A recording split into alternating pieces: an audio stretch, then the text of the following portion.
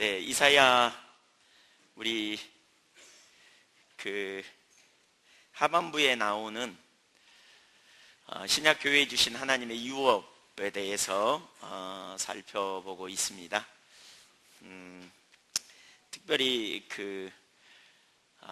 이 오후 시간에는 하나님의 부흥에 대해서 살펴보려고 합니다. 사실 이사야 하반부에서 언급된 하나님의 유업 중에 가장 많이 언급된 부분이 바로 부흥과 열방이라고 할 수 있고요. 이 부분이 서로 밀접한 관계를 가지고 있습니다. 특별히 이사야 60장에 오늘 이제 더 집중해서 살펴보기 원하는데, 대표적인 구절 중에 하나가 이사야 60장 1절부터 3절인데 한번 좀 읽어보면 좋겠습니다. 이사야 60장 1절부터 3절. 성경 안 찾으려고 생각하시나요? 네, 여기 안 올라올 겁니다. 성경을 찾으십시오.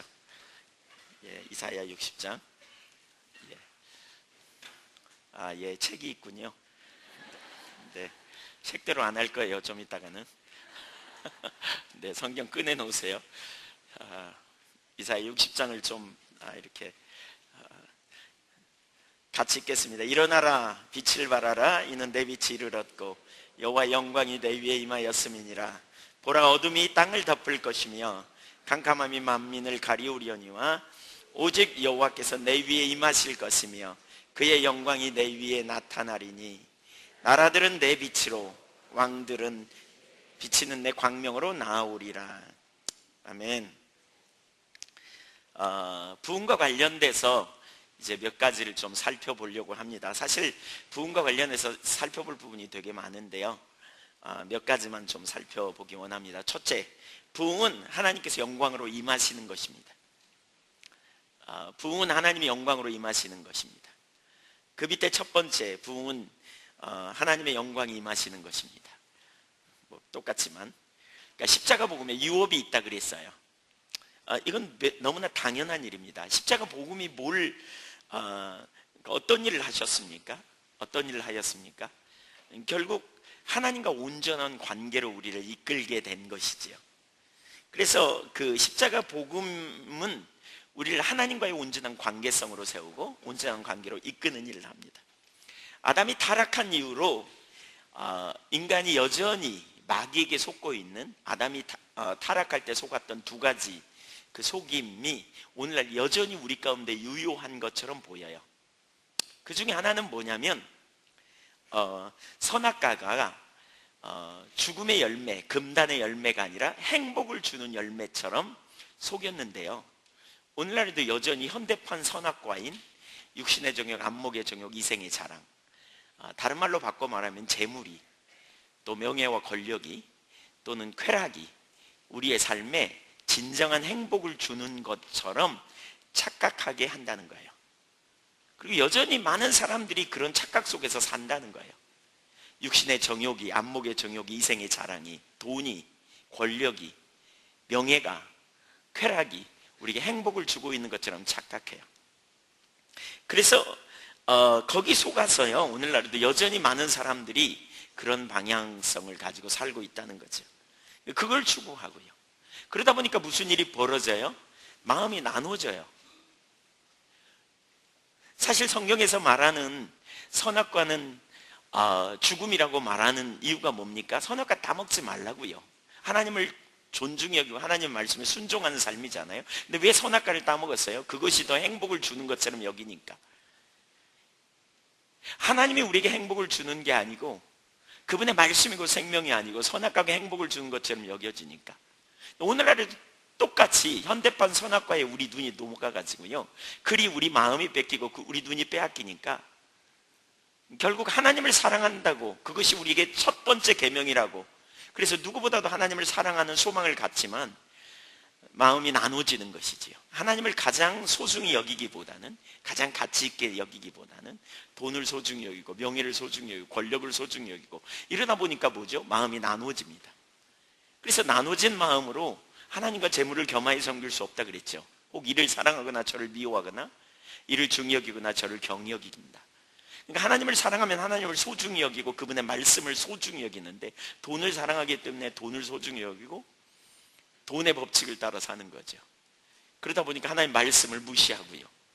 그래서 결국 억압이 가득하고 실패하고 눌리는 삶을 살 수밖에 없는, 종로로 타는, 우상이 마음속에 가득하고, 그렇죠? 세상과 죄의 종로로 타는 삶을 살게 되는 가운데 억압이 가득한 거죠. 또 다른 한편으로 여전히 오늘날에도 속고 있는 한 부분이 있어요. 그게 뭐냐? 인간은 피조물인데 피조물인지를 모르는 거예요. 네가 스스로 하나님처럼 되라 그러잖아요. 너무너무 심각한 문제입니다. 우리가 피조물입니다. 피조물은 창조주의 능력으로 살아야 합니다. 공급으로 살아야 합니다. 그런데 아담이 속고 난 이후부터 계속해서 우리 속에는 네 힘으로 살아라, 네가 잘할 수 있어, 네 능력을 과신해. 그래서 내 능력을 과신하다가 내가 좀 뭔가 하는 것 같으면 우월의식과 자부심에 빠지고, 못하면 열등의식과 죄책감으로 눌립니다. 심지어 예수 믿고 나서도 여전히 예수 그리스도의 보혈의 공로를 믿음으로 의롭게 됨을 받아들임에도 불구하고 그 다음에 자기 힘으로 이루려고 합니다. 자기 능력으로 해보려고 합니다. 포도나무의 삶이 뭡니까? 요한복음 15장에 포도나무와 가지, 우리가 나는 포도나무여 너희는 가지라고 예수님이 말씀하셨어요. 우리의 정체성이 뭐라고요? 가지라고요. 가지. 스스로 열매를 맺을 수 없어요. 포도나무에 붙어 있어야, 뿌리로부터 진에게 올라와야 진정한 열매를 맺을 수 있어요. 이것은 단순히 예수님을 믿는 게 아니에요. 우리 안에 어떠한 자원도, 우리 안에 어떠한 소망도, 우리 안에 어떠한 능력도 없음을 진짜 인식하면서 철저하게 포도나무이신 주님께 붙어있는 삶, 붙어 사는 삶, 그분의 능력으로 사는 삶이 되어질 때 우리 삶의 진정한 능력을 경험하는 거죠. 그렇지 않으면 우리가 노예된 삶, 눌려있는 삶, 실패하는 자리에 가게 되는 거예요. 그래서 심지어 예수 믿는 사람 중에도 여전히 죄책감이나 우월의식에 빠져서 육체에 의한 삶을 살다 보니까 하나님을 경험하지 못하고 예수 믿는 것이 어렵다는 의식에 빠지게 되고요. 이런 현실을 깨뜨려서 우리가, 사실 이런 상황에 우리를 구원하기 위해 예수님이 오셨고요, 우리가 예수 그리스도 안에서 십자가 복음에 의한 삶을 살게 되면 하나님과의 관계가 회복되는 것이지요. 그래서 하나님을 알고 하나님을 가장 소중히 여기고, 그렇죠? 말씀이 육신이 되어 오신 성자 하나님이 육신을 입고 오셨어요. 예수 그리스도로 우리 가운데 오셨어요. 그래서 우리가 예수님을 아는 만큼 예수님을 사랑할 수 있고, 또 주님을 알게 되고 주님을 사랑하는 자리에 가게 되는 거죠. 그래서 나를 보내신 이를 믿는 자마다, 나를 믿는 자마다 나를 보내신 이를 믿는다. 나를 본 자가 아버지를 보았다 그랬어요. 그래서 영생은 유일하신 참 하나님과 그의 보내신 자 예수 그리스도를 아는 것이다. 우리가 그 자리에 있으면서 동시에 뭐죠? 우리의 자원이나 우리의 능력으로 살려고 하다가 교만하고 자부심 갖고 우월의식 가지고 자기 확신에 빠져서 헤매는 삶이 아니라 진짜 겸손함으로 매 순간마다 그리스도를 의지하고 그분의 자원과 그분의 능력을 의지하여 보좌 앞에 나갈 뿐만 아니라 때를 따라 돕는 은혜를 구하고 실제로 살아가는 이 삶이 십자가 복음의 삶이지요. 예수 믿어도 안 되던가요? 왜 안 된 줄 아세요? 내 힘으로 하려고 하니까 그래요. 제가 자주 얘기하지만 안경 쓴 분이 아침에 일어나자마자 안경부터 찾아요. 왜냐하면 내 눈이 온전치 못하니까 안경에 힘을 빌려서 보는 거죠. 사실 우리가 피조물이라는 사실을 우리가 인식한다면 주님의 은혜 없이는 안 되는 거예요. 주님의 능력 없이는 안 돼요. 실제로 우리가 어떤 자인지를 알게 되면 철저하게 주님을 의지하고 사는 거죠. 그래서 뭐합니까? 주님을 갈망합니다. 주님을 기대합니다. 주님을 사모합니다. 주님의 은혜를 구합니다. 그렇게 주님을 찾고 갈 때에 하나님과의 관계가 회복되고, 그리고 그뿐만이 아니라 우리가 겸손히 하나님의 의도와 뜻을 알기를 구하고 하나님의 인도하심 받기를 사모하고 나가겠죠. 그렇게 하나님을 찾을 때에 하나님이 오십니다. 곧 우리가 하나님께 돌아가면 하나님께서 우리에게 돌아오신다고 말씀하셨죠. 우리가 하나님께 가면 하나님이 우리에게 돌아오셔서 놀라운 일을 이루세요. 그리고 하나님이 오시면 그분은 생명이시기 때문에 그분이 우리 가운데 함께 하실 때 나타나는 생명의 징조들이 유업이에요.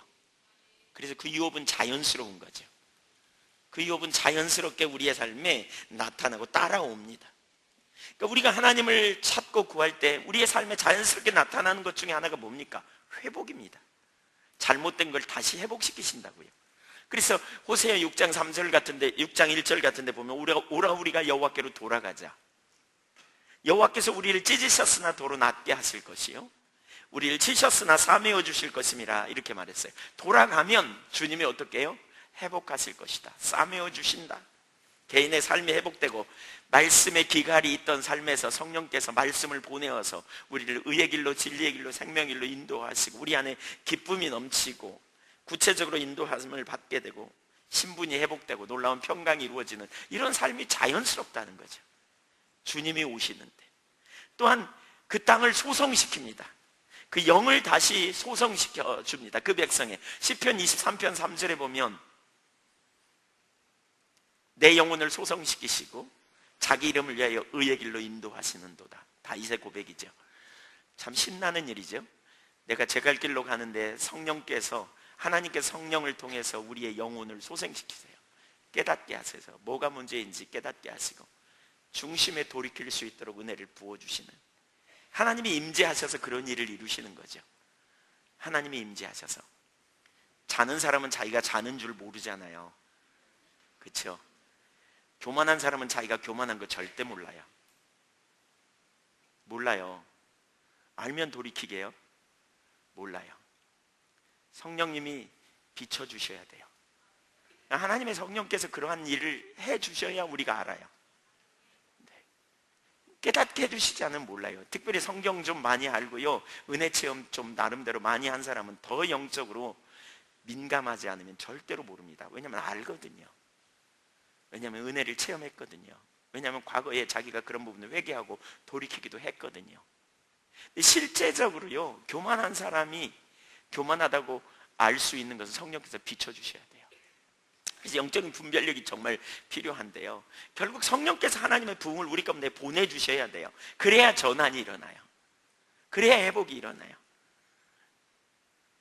하나님의 오시면 그런 일들이 일어나는 거죠. 또 왕같은 제사장으로 삼아 열방을 섬기게 하신다고요. 제사장이 뭐 하는 사람이에요? 하나님과 사람 사이를 중재하는 일을 하는 거죠. 관계를 회복하는 일에 쓰임받는. 그래서 거기에 은혜가 있어가지고요 하나님께서 왕같은 제사장으로 삼을 때 거기에 은혜가 있단 말이에요. 그래서 사람들이 모이게 되어 있어요. 사람들이 주목하게 되어 있어요. 듣게 되어 있어요. 그래서 찾아요. 그래서 열방이 모이게 되고 열방을 향해 나가게 되는 그런 일들이 있는 거죠. 유업으로 우리에게 주어지는. 또 그런 사람들을 통해서 하나님의 일을 이루려고 하실 때 필요한 재물을, 필요한 부를, 명예를 하나님께서 그들에게 더하여 주시기도 하고. 그래서 우리가 십자가 복음의 토대 위에 있으면 반드시 하나님의 유업이 우리 가운데 함께 할 수 있다는 사실을 믿으시기 바랍니다. 네. 그걸 얻기 위해서 뭔가 하는 게 아니고요. 물론 사람마다 분량이 다를 수 있어요. 교회의 사이즈가 클 수도 있고 적을 수도 있고 또 하나님께 크게 어떤 부분에 쓰임받을 수 있고 조금 쓰임받을 수 있고 또 어떤 분은 정말 대기업 회장님처럼 돈을 많이 벌 수도 있고 어떤 분은 별로 쌓은 건 없지만 언제나 주님이 공급하는 풍요함 속에서 매일매일의 삶을 살아가는 사람도 있고 그러나 다 하나님의 자원으로 사는 하나님의 유업 안에서 사는 그런 사람들의 삶이라고 할 수 있다는 거죠. 이게 그리스도인의 삶이라고 저는 믿습니다. 별로 안 믿나요? 분위기가 썰렁. 네. 여러분 우리가 그분의 자원과 그분의 능력으로 살 수 있다는 거예요. 갈라디아서 2장 20절의 삶이 그거잖아요. 내가 그리스도와 함께 십자가에 못 박혔나니 이제는 내가 사는 것이 아니다. 그럼 누가 사냐? 내 안에 그리스도가 사시는 것이다. 내가 이제 육체 가운데 사는 것은 나를 사랑하사 자기 자신을 버리신, 나를 사랑하사 나를 위하여 자기 자신을 버리신 하나님의 아들을 신뢰하는 믿음 안에서 사는 것이다. 그 아들이 무슨 일을 이루었어요? 아들이 나를 위하여 하늘의 권리를 포기하고 이 땅에 오셔서 우리를 구원해내셨어요. 그 아들이 어떤 일을 하셨나요? 우리를 찾으러 오셨어요. 수가성 여인과 같이 육신의 정욕에 어쩌면 그 인생의 비참한 삶을 살고 있는 여인을 찾으러 오신 예수님. 물질에 매여서 일평생 그의 삶이 물질의 종로로 타던 삭개오를 십자가에 달리시기 전 마지막 여리고성에서 그를 찾아와서 그를 구원해내신 예수님. 저와 여러분을 그렇게 찾으러 오셨다고요. 그래서 뭐라 그래요? 양을 위하여 목숨을 버리는 선한 목자다. 나는 길이고 진리고 생명이다. 또 예수님에 대해 예언한 이사야 9장에 보니까 6절에 뭐라 그랬어요? 기묘라 모사라, 전능하신 하나님이라, 영존하신 아버지라. 거기 기묘라 모사라는 말은 원더풀 카운셀러라는 말이에요. 영어 NIV 성경은 그렇게 번역하고 있어요. 원더풀 카운셀러, 놀라운 상담자예요. 바로 우리가 그분에게 언제나 상담하러 가는 거예요.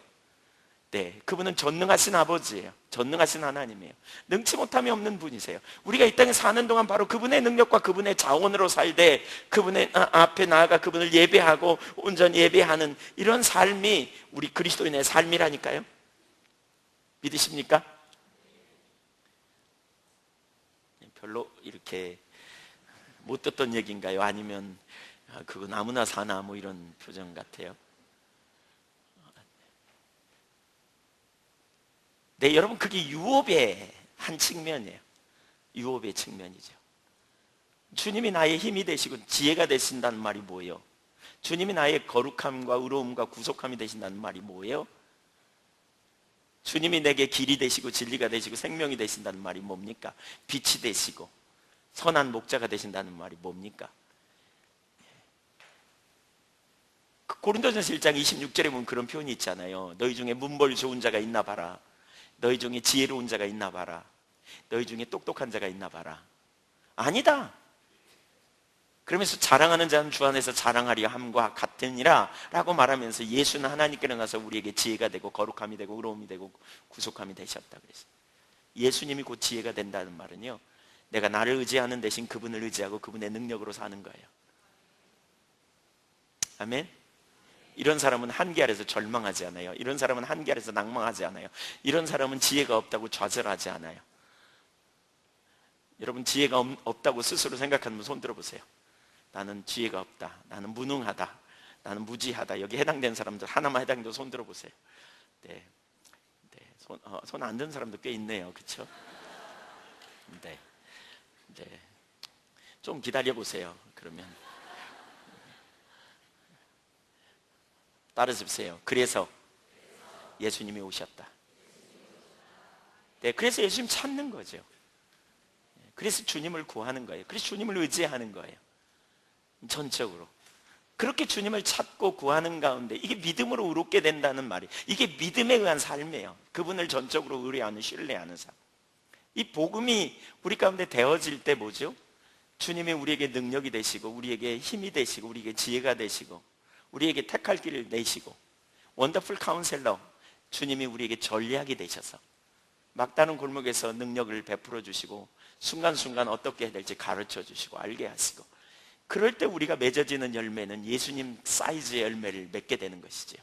내 열매가 아니라 주님의 열매, 그분의 능력으로 그분 크기의 열매를 맺는 것. 아멘. 사실 이것이 자연스럽게 우리가 하나님이 우리에게 주시는 십자가 복음 안에서 누리는 유업인데 그 중에 하나가 사실 하나님의 부흥인데, 이러한 유업을 누리는 특권이 우리에게 주어졌고요, 그런 능력이 우리 가운데 있단 말이에요. 그래서 부흥은 곧 하나님과 온전한 관계가 회복될 때, 복음의 토대 위에 있을 때 하나님이 오시는 거예요. 이사야 60장에 여기 여호와의 영광이 임한다라는 표현이 여러 번 나옵니다. 1절에도 나오고 2절, 7절, 9절, 13절, 19절, 21절. 영화롭게 한다, 그것도 다 같은 단어예요.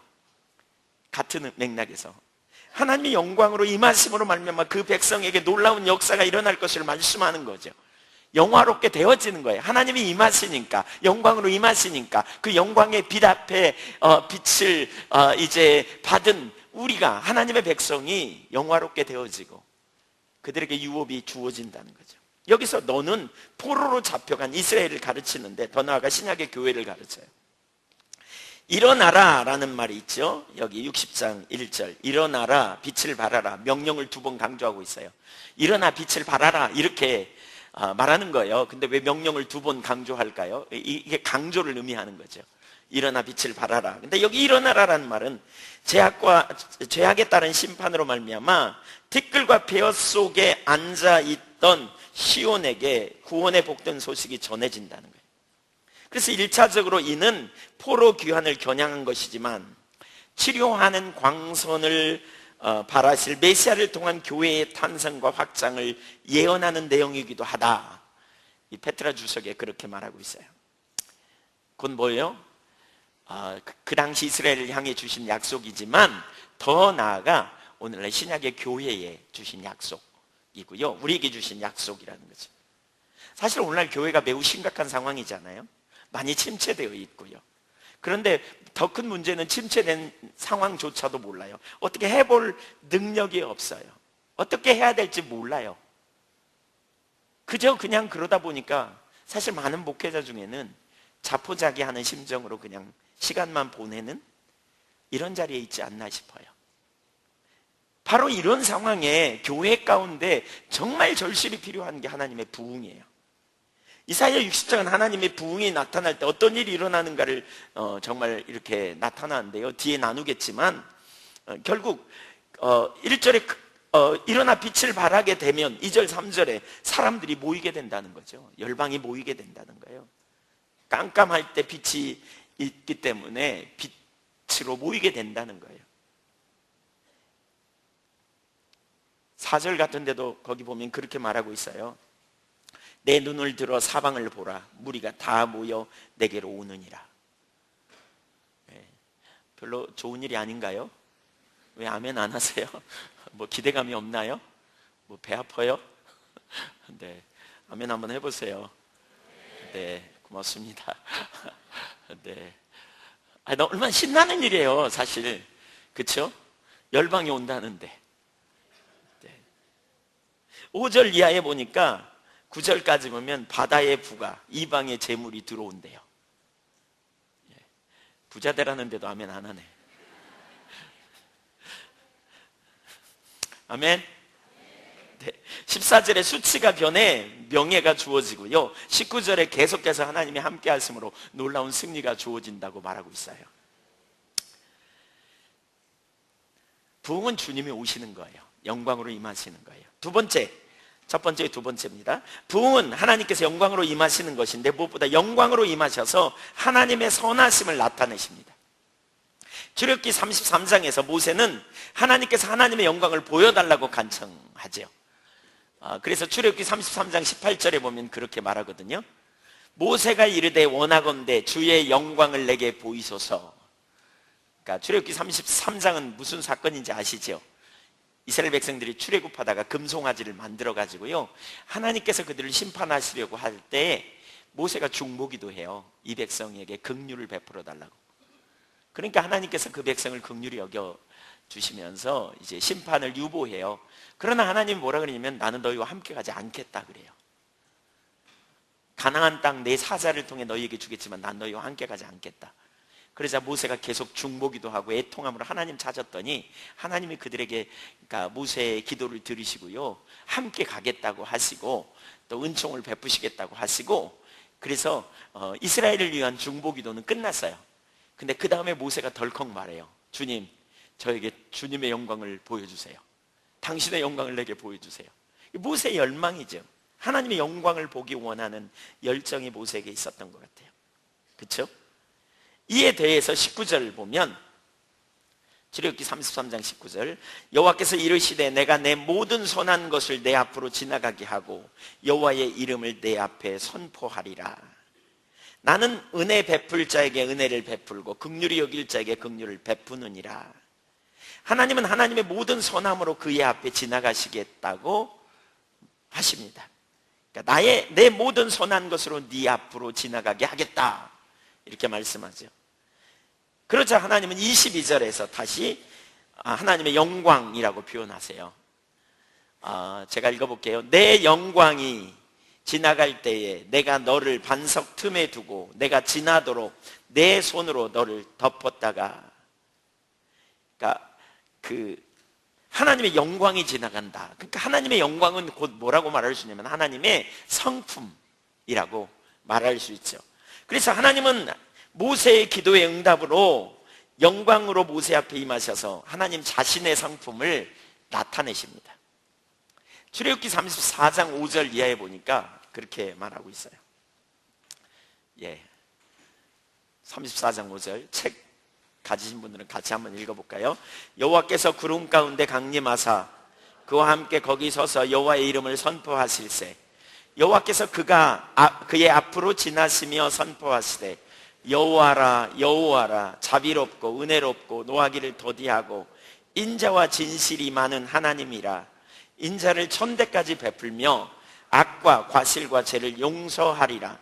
그러나 벌을 면제하지는 아니하고 아버지의 악행을 자손 3, 4대까지 보응하리라. 여기 하나님의 성품, 속성, 인자와 긍휼이 많으신 하나님, 노하기를 더디하시는 분, 진실이 많은 하나님, 인자를 천재까지 베푸시는 하나님, 그 다음에 뭐라고요? 법을 면제하지는 아니하고 악행을 자손 3, 4대까지 보응하시는 분, 공의, 긍휼, 자비, 이런 하나님의 성품, 이걸 보여주세요. 그러니까 결국 하나님의 영광을 보았다는 말은 뭐죠? 그분의 성품을 본 거예요. 그러니까 하나님을 알았다는 것은요, 하나님의 성품을 아는 겁니다. 성령의 조명으로 하나님이 어떤 분인지를 아는 거죠. 전지하시다는 사실을 아는 게 아니라 전지하신 그분을 아는 거예요. 전능하시다는 사실이 아니라 전능하신 주님을 아는 거죠. 이게 영광을 보았다는 말의 의미예요. 부흥이 하나님께서 영광으로 임하시는 것이라 그랬잖아요. 그런데 하나님께서 영광으로 임하시면 무엇보다 하나님 자신의 성품, 선하심을 나타내시는, 이게 부흥의 핵심적인 요소라고 할 수 있어요. 부흥 때는 하나님께서 당신의 거룩함, 당신의 공의, 그리고 당신의 긍휼, 자비, 이런 부분을 어느 때보다 강력하게 드러내시기 때문에 사람들은 그 하나님의 영광 앞에 자신의 죄성을 깨닫게 되고 실상을, 처지를 인식하는 거죠. 내가 얼마나 교만했는지, 내가 얼마나 죄인인지, 그리고 하나님 보시기에 얼마나 심각한 상태인지를 발견하여 꼬꾸라져 죄를 회개하기도 하고, 또 그리고 어떤 사람은 신음하고 울부짖고, 그러다가 예수님의 십자가의 복음의 감격을 발견하기도 하고, 그러면서 뭐죠? 그래서 이런 이야기가 있어요. 우리가 부르는 찬송가에 나오는 보혈 찬양의 대부분은요, 부흥 때에 나온 거라고요. 부흥 때에 쓰여진 거라는 거예요. 작곡된 거라는 거예요. 왜 그럴까요? 그만큼 죄성을 발견하고 예수님의 십자가의 대속의 은혜가 너무너무 놀랍고 너무너무 크다는 사실을 깨달으면서 찬송가 고백으로 나오는 거죠. 그래서 대속의 은혜를 발견하고, 그렇게 은혜를 발견한 사람들이 뭐합니까? 나아가서 이제 다른 사람들의 영혼 구원에 관심을 가지고 나아가게 되는, 그래서 부흥 때에는 대규모로 믿지 않는 자들이 돌아오는 놀라운 역사도 이렇게 나타나게 되는 것이지요. 저는 목사로서 가끔 그런 생각을 해요. 복음을 전하면서 왜 그런 거 있잖아요. 왜 예수님 이런 말씀 하셨잖아요. 내가 이 세대를 무엇으로 비유할꼬? 장태에서 어린 아이들이 피리를 불어도 춤추지 않고 애곡하여도 울지 않는 세대. 별로 무반응인 거죠. 왜 그럴까요? 안 비춰서서 그래요. 죄를 안 지어서 그런 게 아니고요, 말씀에 해당되지 않아서가 아니고요, 성령의 조명으로 그게 깨달아져서 내 상태가 선명히 비춰진다면, 하나님이 어떻게 생각하신지가 깨달아진다면 우리는 견딜 수 없이 하나님 앞에 애통하며 회개하며 근본적으로 돌이킬 텐데 안 보이니까요. 그래서 진짜 절박하게 그런 기도가 나와요. 주님 오시옵소서, 이런 기도. 주님이 하셔야 돼요. 주님이 안 하시면 아무런 소망도 없는 것 같아요. 그런 걸 정말 많이 느껴요. 여러분에게도 주님이 오셔야 됩니까? 네, 주님이 임하셔야 돼요. 주님 비춰주실 때 우리 삶에 전환이 일어나요. 아멘.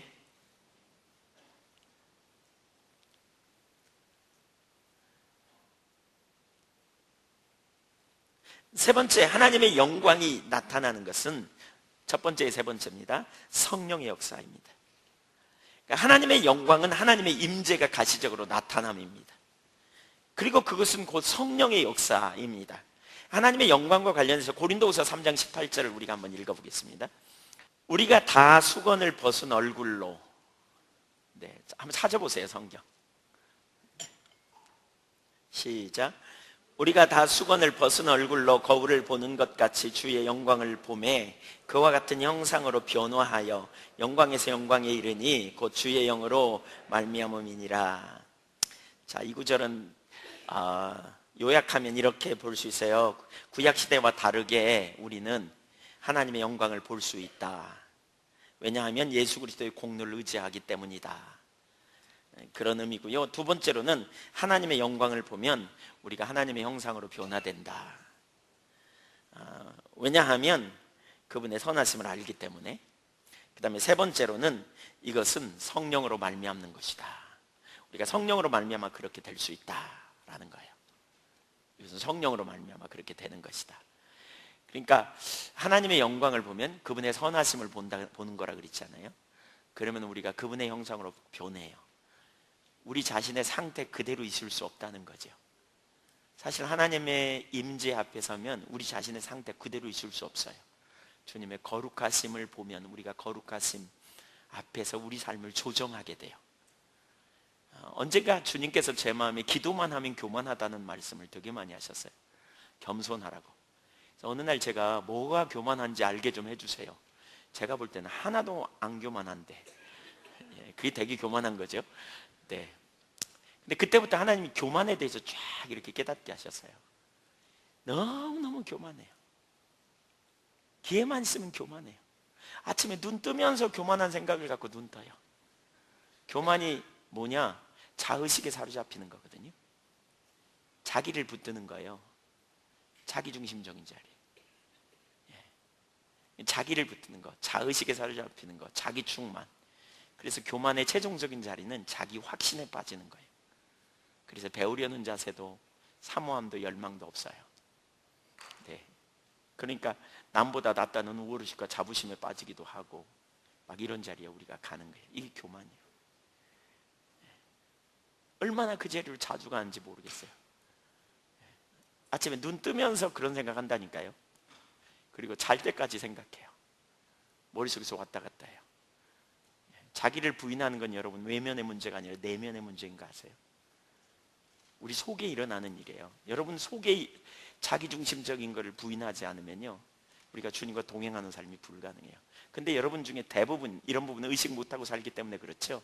아침에 일어나면서부터 시기 질투가 여러분 속에 와 있을 수도 있고요, 여러분 자기를 과신하다가 우월의식이나 자부심에 빠져서 교만 떨 수도 있고, 다른 사람 판단하는 자리에 있든지 아니면 낭망하든지, 아니면 세상 사랑이 여러분 속에 아침에 눈 뜨자마자 올라와 가지고 어떻게 하면 돈 벌까, 어떻게 하면 그 인간 무너뜨리고 내가 세워질까, 이런 생각이 머릿속에 왔다 갔다 하는데, 하루 종일 살다가 저녁에까지 일주일 내내, 어떤 때는 1년 내내, 어떤 때는 평생 그렇게 살아요. 그러면서 주일날 와서는 예배 드려요. 하나님 찾아요. 예배가 절대 안 드려지죠. 깊이. 왜요? 속에서는 계속 그걸 따라 살며 그 생각에 사로잡히고 그걸 붙들고 살고, 또 그리고 잠깐 회개하고, 은혜 받으면 잠깐 회개하고, 그 다음에 은혜 떨어지면 언제 그랬느냐는 듯이 원위치 하고, 정신 차리면 제자리로 가는 거예요. 또 그게 머릿속에 왔다 갔다 하고. 그런 거 알고 계십니까? 그런 사람 알고 계시면 손 들어보세요. 네. 여러분 웃을 일이 아닙니다. 이게 보여져야 돼요. 이런 게 보여져야 돼요. 그래야 자의식이 깨지고 자만심이 깨지고 결국 주님 오셔야 된다, 이렇게 나가는 거죠. 사실 그래서 성령께서 오시면 우리가 뭐죠? 하나님의 형상대로 변화되고, 근데 이게 주의 영으로 말미암는다 그랬어요. 그래서 네 번째, 부흥은 무엇보다 성령의 부어주심, 성령의 나타나심이라고 할 수 있어요. 부흥은 하나님께서 한 교회에, 한 지역사회에, 혹은 여러 지역의 국가 전체에 동시에 대규모로 부어주시는 것이라고 할 수 있어요. 마틴 로이드 존스 목사님 부흥을 이렇게 표현해요. 그것은 성령의 부어주심 또는 성령 세례에 대한 문제입니다. 부흥의 전체 문제와 관련해서 중추적인 요점입니다. 왜냐하면 부흥이 뜻하는 바가 규정상 하나님의 성령의 부어주심이라고 생각되기 때문입니다. 성령께서 능력 있게 어떤 한 사람이나 어떤 사람들에게 동시적으로 임하는 것을 뜻합니다. 조나단 에드워드도 그렇게 말하고 있고요. 총신대 박용규 교수님이 쓴 세계 부흥운동사라는 책에 보니까 그분도 정확히 동일한 이해를 가지고 있어요. 하나님이 강력하게 성령을 보내셔서 각 지역에 놀라운 부흥을 보내시고 또 그 부흥의 불이 다른 데로 옮겨 붙어서 수많은 놀라운 역사들이 나타난 예가 성경에 정말 많이 나타나는데, 이것이 하나님께 대규모로 부흥을, 성령을 부어주심으로 일어난 부흥이라고 할 수 있어요. 그래서 부흥은 하나님의 성령을 대규모로 부어주시는 것이기 때문에 부흥의 한 핵심은 하나님의 임재죠. 임재. 그러니까 성령의 임재. 성령님이 임재하실 때 하나님을 인식하고, 그 하나님을 인식하면서 그 앞에서 애통하고, 심지어 하나님을 전혀 모르는 사람도 하나님의 임재를 인식하면서, 그렇죠? 자기가 얼마나 죄인인가를 깨달아서 그 앞에서 회개하고 돌이키는 이런 일들이 일어나는 거죠. 그래서 웨일즈 부흥 시대나 뭐 이런 때, 그러니까 부흥이 일어날 때 그랬다잖아요. 어떤 사람은 마차를 몰고 가다가 갑자기 안 움직여갖고 사람들이 내려서 보니까 마부가 굴러 떨어져가지고 하나님 앞에 자신의 죄를 어떻게 할까, 이런 자리에 있었고요. 어떤 사람은 시장 가다가, 장바구니 들고 시장 가다가 갑자기 길거리에서 애통하며 나의 죄를 어떻게 해결할까, 이런 자리에 가게 됐다고요. 한 지역에, 한 도시에 하나님의 성령께서 강력하게 임하시는 건데 하나님을 인식하게 되는 거죠. 그분의 거룩함, 그분의 공의, 그 앞에 있는 인간의 처지 인식하는 가운데, 그래서 자신의 상태가 얼마나 심각한지 깨닫고 울부짖고 애통하고 회개하고 복음을 받고 회심하는 일들이 나타나는, 그래서 부흥 때마다 정말 놀라운 일들 중에 하나가 뭐냐면, 반드시 부흥은 대규모의 회심하는 자들을 일으킨다는 거예요. 가져온다는 거예요. 실상을 알고 돌이킬 수 없는 자리에 서는 거죠. 이사야 6장에 이사야 선지자가 그랬잖아요. 하나님의 임재를 경험하고 그 앞에서 자신의 죄를 깨닫게 되는.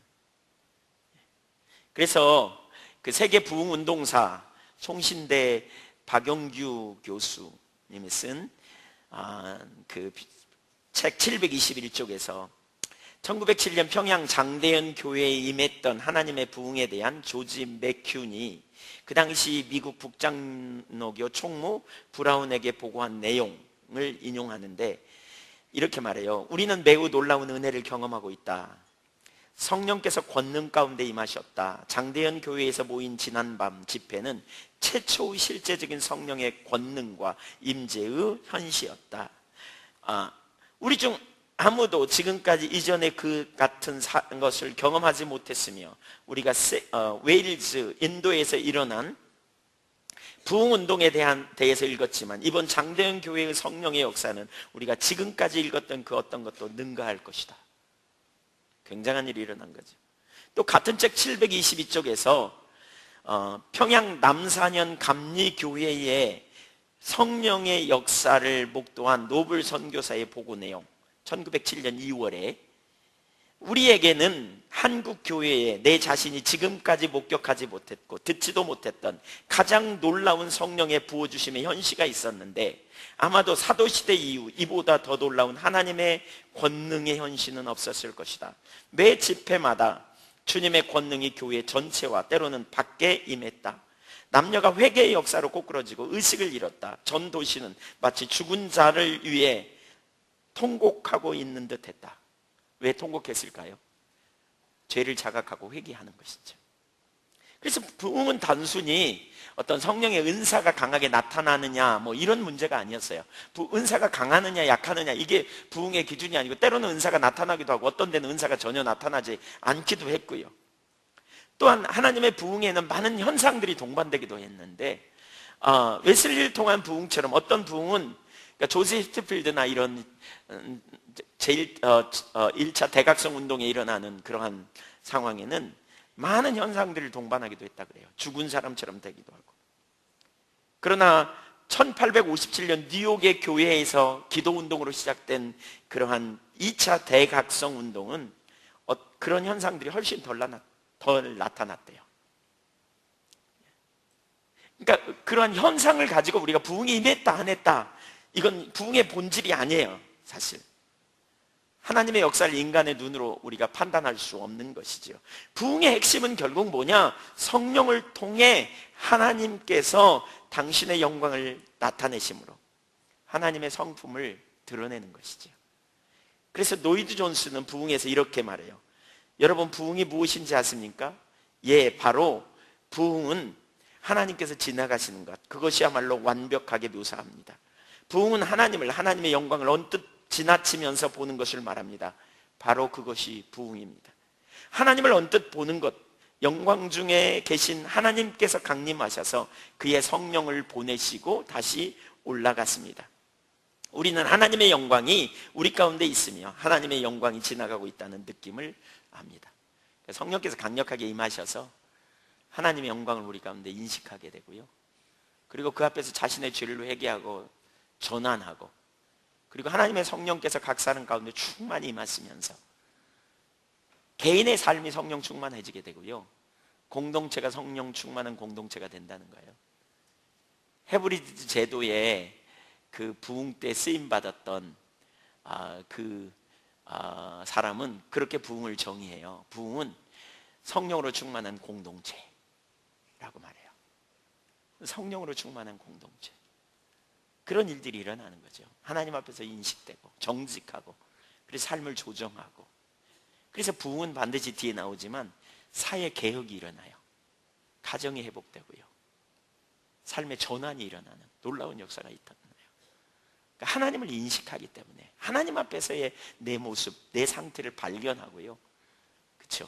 하나님의 길을 따라 삶을 전환하는 실제적인 역사가 있기 때문에 이런 일들이 일어난다는 거죠. 그런 부흥을 사모하십시다. 두 번째, 오순절은 첫 번째 부흥이자 부흥의 모델입니다. 네. 그러니까 이 부분 자세히 다루려고 하지 않습니다. 목회자 컨퍼런스 때는 좀 더 자세히 다루겠지만, 사실 오순절은 첫 번째 부흥인 동시에 부흥의 모델인데요, 이건 신학적인 문제이기 때문에 이사야 하반부에 나오는 부흥의 욥이 가장 먼저 성취된 것도 오순절의 부흥, 일어났던 부흥, 성령 강림 사건이죠. 박영규 교수님이 쓴 그의 책 세계 부흥운동사에서 오순절 성령 강림은 최초의 부흥의 모델이었다, 이렇게 말하면서 그러니까 노이드 존스도 동일하게 말하는데, 마틴 노이드 존스 목사님, 그가 의미하는 바는 구속사적인 사건으로서 오순절의 반복이라고 말했는데 구속사적인 사건이 아니라는 거죠. 그래서 260쪽 보면 부흥책, 제가 말씀드리자면 모든 신앙 부흥은 사실상 오순절에 일어났던 것의 반복입니다.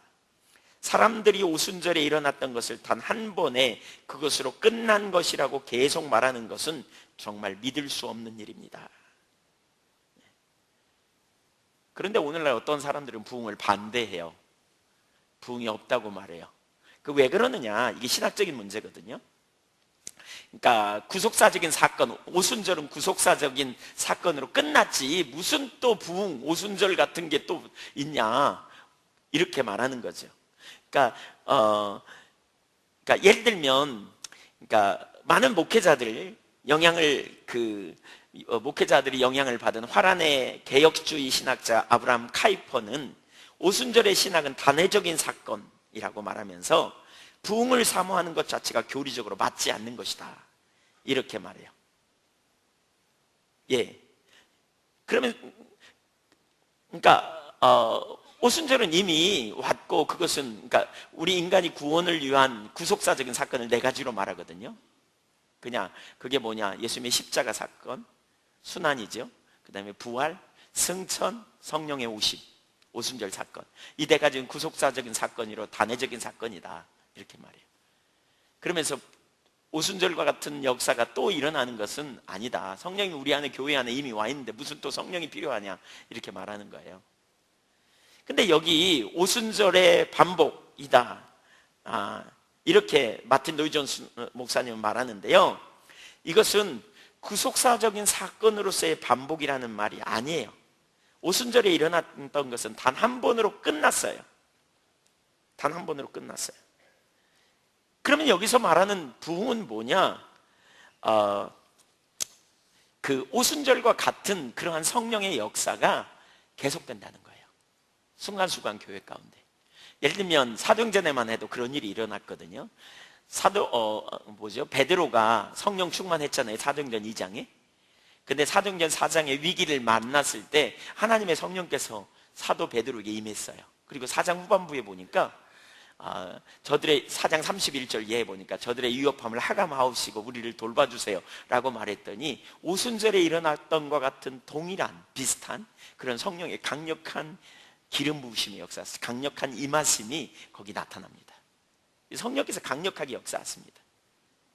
그래서 이 박영규 교수는 그렇게 말해요.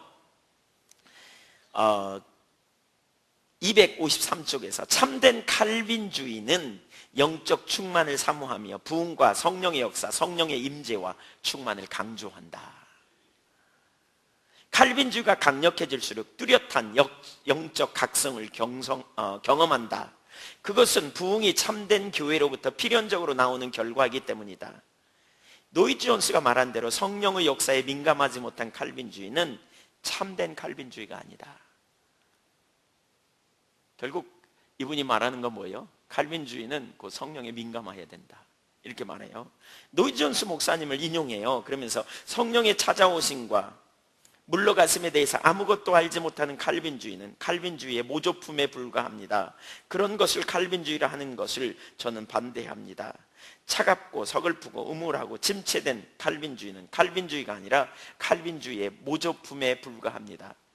칼빈주의는 감정, 열정, 뜨거움, 찬양, 감사로 나가야 합니다. 이렇게 말하고 있어요. 그러니까 사실 성경이 뭘 말하고 있는가를 사실 우리에게 보여주고 있는 건데요. 근데 일부 그러한 다른 어떤 그러한 신학적 영향을 받은 사람들이 그렇게 주장하는 건 성경적이지 않다. 이렇게 말하는 거예요. 그러면서 노이즈 존스 목사님이 쓴 청교도 신앙 그 기원과 계승자들이라는 책에서 이렇게 말해요. 성령은 오순절에 부어졌으므로 교회는 하나님의 성령 부으심을 위해서 더 이상 기도할 필요성이나 정당한 근거가 없다는 주장이나 더욱 오도되고 왜곡된 이론은 없으며 또한 이보다 성령을 모독하는 것은 없습니다. 그러니까 아까 카이퍼가 주장한 그런 주장은 그야말로 성령을 모독하는 행위를 하는 거죠. 그러면서 오순절에 일어났던 일은 다시는 반복될 수 없는 것이라고 가르치면서 그러므로 우리가 성령을 부어달라고 기도하는 것은 그릇되다고 가르칩니다. 그들은 말합니다. 오순절에 하나님께서는 당신의 성령을 교회에서 부어주셨다. 성령께서 그 이후 교회 안에 늘 계셨다. 그러므로 하나님의 성령을 부어주시기를 기도하는 것은 정말 잘못된 것이다. 그런 유의 설교가 주를 이룰 때, 이런 설교를 하게 될 때에 사람들이 부흥을 위해 기도하는 일을 멈추었다는 것이나 교회가 오늘날 이러한 모습을 띠고 있는 것은 전혀 이상한 일이 아닙니다. 왜 오늘날 교회가 이 상태가 됐느냐? 바로 그런 신학적인 이해를 가지고 하나님의 성령이 교회 가운데 임하시기를 사모하는 그런 열망을 꺾어버렸기 때문이라는 거예요. 꺾어버렸기 때문에. 그래서 우리는 무엇보다 사실 하나님의 부흥이 이 땅에 임하는 것은 너무너무 성경적이고 또 오순절에 그러한 놀라운 성령의 역사가 임하기를 우리는 간절히 사모해야 한다는 거죠. 여러분도 그렇게 사모하십시오. 또 한 가지 문제를 지적하는데요. 그게 뭐냐면 마틴 노이즈 존스 목사님이 성령 충만만 강조하고 성령 세례는 말하지 않기 때문이다. 이렇게 말해요. 성령 충만은 뭐냐? 내주하신 성령님이 우리를 다스리시는 삶. 그래서 말씀을 통해서 성령님이 우리를 깨닫게 하시고 우리를 인도하시고 다스리시는 삶. 바꿔 말하면 성령의 9가지 열매를 맺는 삶은 강조하고 그건 설교하는데 능력으로 임하시는 성령의 역사, 우리를 강력하게 임하시는, 우리에게 성령을 부어주시는 이러한 것을 마틴 노이즈 존스 목사님은 성령 세례라고 말하는데 이 성령 세례에 대해서 다루지 않기 때문에 그렇다 이렇게 말해요. 그러면서 어째서 그러니까 그들은 성령 충만에 대해서만 말합니다. 그 글을 인용하면 어째서 성령으로 계속 충만함을 받으라고만 말하지 않는가? 그들은 부흥의 필요성을 알지 못하기 때문이다. 그들은 성령께서 교회에 갑자기 임하시는 경우를 생각하지 못합니다. 예를 들어서 오순절날 성령께서 임하셨을 뿐만 아니라 그 다음날 계속 성령께서 역사하신 일 같은 것을 생각하지 않기 때문입니다. 이렇게 말해요. 예. 성령께서 말씀을 통해서만 역사하시고 말씀으로만 말미암아서 오는 것 외에 성령으로부터 어떤 것도 기대하지 말아야 한다고 주장하는 이것이 바로 성령을 소멸하는 행위라는 거예요. 여러분 성령님을 우리가 두 부분에서 이해해야 돼요. 우리 안에 내주하신 성령님께 성령으로 우리가 충만케 되는, 에베소서 5장 18절 술 취하지 말라 이는 방탕한 것이 오직 성령으로 충만함을 받으라 그랬잖아요. 그러니까 우리 안에 내주하신 성령님께 주도권을 드리고, 우리가 할 부분이 있어요. 명령형이에요. 우리가 성령께 주도권을 드리고 순종함으로 말미암아 성령 충만한 삶을 사는 것이 한 부분이라면, 우리가 사역을 감당하기 위해서 또한 능력으로 임하신 성령 충만을 우리는 교회 가운데 하나님의 교회가 회복되고 새로워지는 대규모의 부흥을 사모하여 능력으로 임하신 성령 충만을 우리는 사모해야 돼요. 마틴 루이 존스 목사님 표현대로 말하면 그게 성령 세례라고요. 그래서 두 가지 종류의 성령 충만, 성령의 역사를 우리는 기대해야 된다는 거죠. 이해되세요? 네. 신학적인 말이라서 좀. 네. 우리나라의 상황에 대해서 그러니까 김영한 박사가 신학과 교회 창간호에 잘 인용하고 있어요. 오늘날의 성령의 역사는 정경을 이루는 사건이 아니라 정경적 사건에 준하여 일어나는 사건이다. 예. 정경적 사건, 그러니까 성경의 사건이 아니라, 성경을 이루는 사건이 아니라 성경이 이미 이루어졌는데 그것에 준하는 사건, 그것이 가르치는 바를 따라가는 사건이다. 그런 얘기고요. 그러므로 오늘날 일어나는 성령의 사건은 오순절 사건의 반복이나 재현이 아니라 그리스도의 객관적인 역사적 구속을 우리에게 적용시켜 주시고, 적용시키는 거라는 거죠. 확신시켜 주시는 구원의 서정에 속하는 것이다. 그래서 구속사의 한 핵심적인 사건으로서 오순절은 반복되지 않는다, 단회적이다. 그러나 오순절날 일어난 일은 그 이후에도 반복적으로 일어났다. 그것이 하나님의 부흥이다. 이렇게 말하고 있는 것이지요. 이렇게. 네. 이렇게 사실 성령님이 교회 가운데 임하셔서 하나님의 백성들이 다시 생기를 얻고 다시 소성케 되고 그 영이 소성케 되고, 그래서 하나님의 기준을 따라 서게 되고 죄를 회개하고 끊고 유혹으로부터 벗어나 돌이키고 삶을 전환하고, 그렇게 되면서 어떻게 합니까? 놀라운 교회 성장이 이루어지고 사회 변혁이 이루어지는 이런 일들이 자연스럽게 이루어지는 이런 역사가 일어났다는 거죠. 그래서 우리가 하나님의 부흥을 원한다면 부어주심에 대한 이해를 가지고 있어야 돼요. 성령의 부어주심을 간절히 사모하시기를 축복합니다. 네. 강력한 평안, 그러한 역사가 나타나는 거죠. 네. 강력한 이런 역사. 우리 한국 교회의 상황을 김영환 박사는 그렇게 말하고 있어요. 여기 하디 선교사를 통한 원산 부흥 1903년, 1907년 방일양 선교사와 길선주 목사를 통한 대붕운동, 그리고 20년대와 30년대 김익두 목사를 통한 신유의 역사, 이런 은사들이 나타나면서 은사 지속론 관점이 있었다는 거죠. 그러나 해방 이후에 찰스 하치, 벤자민 워필트, 또 구 프린스턴 학파의 신학을 개송한 박형룡 박사나 또 아브라함 카이퍼의 영향을 받은 박윤선 박사의 영향으로 초자연적인 성령 역사 끝났다. 오순절은 단회적인 사건이다. 기적은 끝났다. 더 이상 그런 역사를 추구하지 말아야 된다. 이런 일들이 시작됐다는 거죠. 그러나 나중에요, 이 김영환 박사에 의하면 박형룡 박사는 부인 박순도 권사의 영향으로 아마 그 부인에게 강력한 기름 부음의 역사가 나타났던 것 같아요.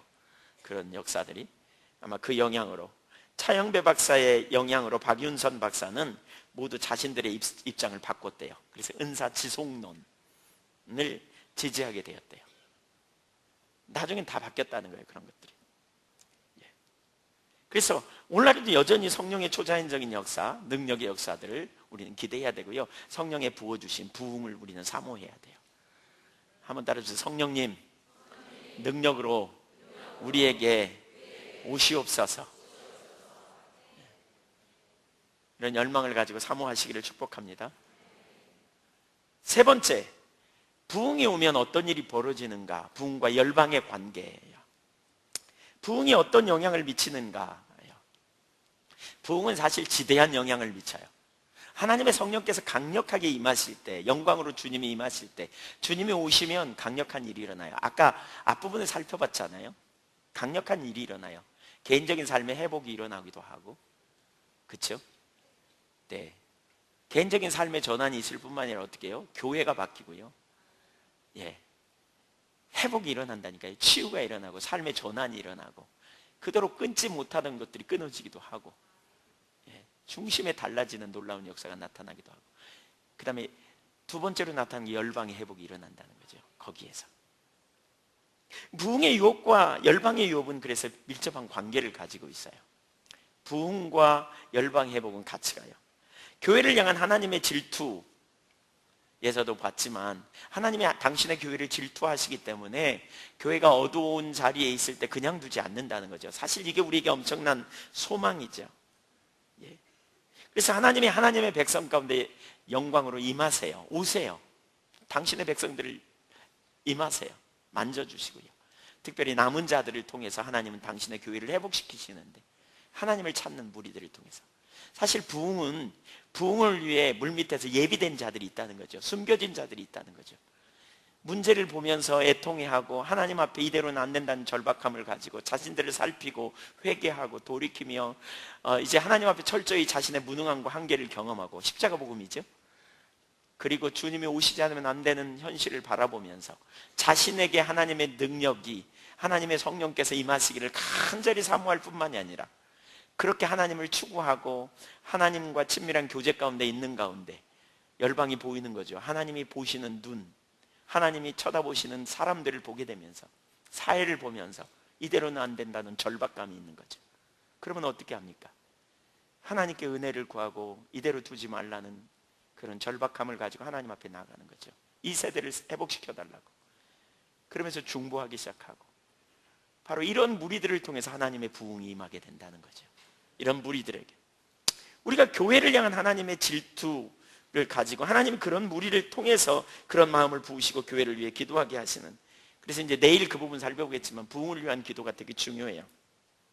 그러므로 부흥의 유업이 하나님의 백성들에게 주어지는 것과 열방의 유업이 하나님의 백성에게 주어지는 것은 관계가 있어요. 네. 이사야 60장 1절 이하를 다시 한번 볼까요? 1절 2절 읽어보세요. 시작. 일어나라, 빛을 발하라. 이는 내 빛이 이르렀고 여호와의 영광이 내 위에 임하였음이니라. 보라, 어둠이 땅을 덮을 것이며 캄캄함이 만민을 가리려니와 오직 여호와께서 내 위에 임하실 것이며 그의 영광이 내 위에 나타나리니. 예, 1절 2절만 읽자랬더니 3절까지 쫙 읽으셨어요. 1절 2절의 결과로 3절이 나타나는 거죠. 뭘로요? 하나님의 영광이 임함으로 말미암아. 그렇죠?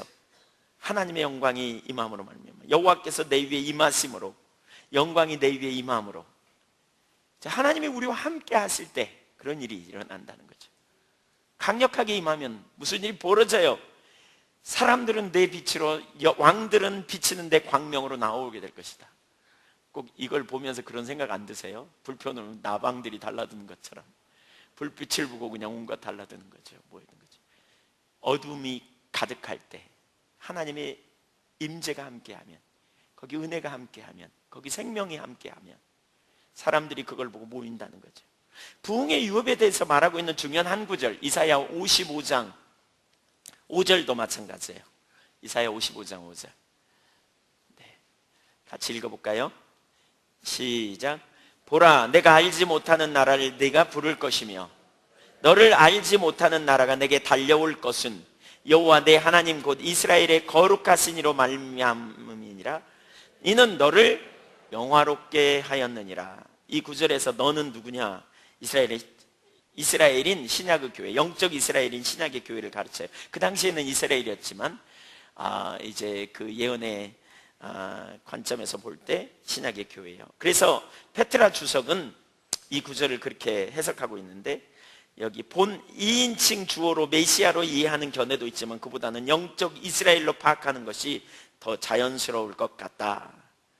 고난받는 종 하나님의 메시아, 그리고 그에게 속한 영적 이스라엘, 서로 밀접한 관계를 가지고 있다 그랬죠. 그렇죠? 예. 메시아에 속한 무리들, 그렇죠? 그리고 여기서 영화롭게 하였다라는 말은 하나님의 영광이 그 위에 임하였다는 말과 같은 뜻이다. 그래서 이 주석에 보면 이사야 60장 7절, 9절, 13절의 그 단어는 1절, 2절에 나오는 여호와 영광이 내 위에 임하였음이니라와 같은 의미로 사용하고 있는 것을 보면 그 사실을 잘 알 수 있다. 그러니까 하나님이 영광으로 임하시는 것, 그러면 무슨 일이 일어나냐? 놀라운 회복이 일어난다는 거예요. 하나님의 백성이 존귀해지고요, 하나님의 백성이 특별하게 사람들이 인정하고요, 받아들이고요, 이런 일들이 일어나게 된다는 거예요. 그래서 하나님께서 영적 이스라엘 위에 영광으로 임한 결과가 뭐냐? 그 중에 하나가 여기 3절과 4절에 나오지만 네가 알지 못하는 나라를 네가 부를 것이고 너를 알지 못하는 나라가 내게 달려올 것이다. 그러니까 55장에 그렇게 말하고 있죠. 5절에. 예. 또 60장 3절에 나라들은 내 빛으로 왕들은 내 비치는 내 광명으로 나오리라. 내 눈을 들어 사방을 보라. 무리가 다 모여 내게로 오느니라. 성경에 보면 이런 약속들이 되게 많이 있어요. 스가랴 서적 같은 데도 보면요, 그런 약속이 있어요. 하나님 영광으로 임하실 때 시온에 임하실 텐데 임하시면 무슨 일이 있느냐? 사람들이 모인다는 거예요. 스가랴 8장 20절 이하에 보면 사람들이 모인다는 거예요. 예, 말이 다른 이방 백성 10명이 한 사람을 붙들고 말한다는 거예요. 너희에게 은혜가 하나님이 함께 한다 그러는데 우리도 가서 은혜를 좀 받자. 그렇게 모이기 시작한다는 거죠. 그러니까 부흥이 임하면, 하나님 영광으로 임하시면 거기에 은혜가 있기 때문에 사람들이 주목해요. 뭐 하려고요? 같이 살라고요. 회복이 일어나는 거죠. 그래서 열방을 섬기게 되고 열방을 회복시키는 놀라운 일에 쓰임받게 된다는 거죠. 아멘. 하나님 주목해요. 사실 한 사람이 크게 은혜를 받고 한 사람에게 하나님의 은혜가 함께해도요, 주변 사람들이 그를 주목해요. 여러분, 빛은 숨길 수 없는 거 아세요? 아무리 감춰놓으려고 해도요, 한 줄기 빛만 새나가면 들키게 되어 있어요. 개인적인 삶에서도 마찬가지예요. 하나님의 은혜가 여러분과 함께 해보세요. 하나님이 여러분과 함께 보세요. 하나님이 함께 하시는 징조 중에 첫 번째가 뭐냐면 깨달음이 있거든요. 자꾸 깨닫게 되는 일들이 일어나요. 하나님께 돌아가면 하나님께서 우리 가운데 행하시는 첫 번째 일들은 말씀 회복이 일어나요. 이사야 30장 18절, 19절, 20절에 보면 하나님께서 기다리신다. 뭘? 여호와를 기다리는 자를 기다리신다. 그런 표현이 있어요. 은혜를 베풀려고. 그리고 20절에 보면 그 은혜의 시작이 뭐냐? 여호와께서 선지자를 보내신다. 말씀을 깨닫게 하신다. 그래서 좌로나 우로나 치우치지 않고 길을 알게 해주신다. 그래요. 하나님은 은혜가 함께 하잖아요. 자꾸 깨달음이 있어요. 자꾸 깨달아져요. 자꾸 비춰져요. 예. 그냥 들은 지식이 지식으로만 남아있는 게 아니라 그 지식이 깨달음으로 우리 가운데 와가지고 실제적으로 놀라운 역사가 일어나요. 그러니까 하나님이 지금 내게 주시는 말씀이 비춰지기도 하고 깨달아지면서 놀라운 회복이 일어나요. 그렇게 되어져야 우리 삶이 근본적으로 전환이 일어나요. 그래야 우상이 버려져요. 뭐가 우상인지조차도 안 보여요. 하나님 깨닫게 해주시지 않으면. 성령께서 깨닫게 하시고 비추시고 알게 하실 때 전환돼요. 개인적으로 저는 그런 경우를 참 많이 이렇게 경험합니다. 하나님의 임재가 거쳐 있음을 봐요.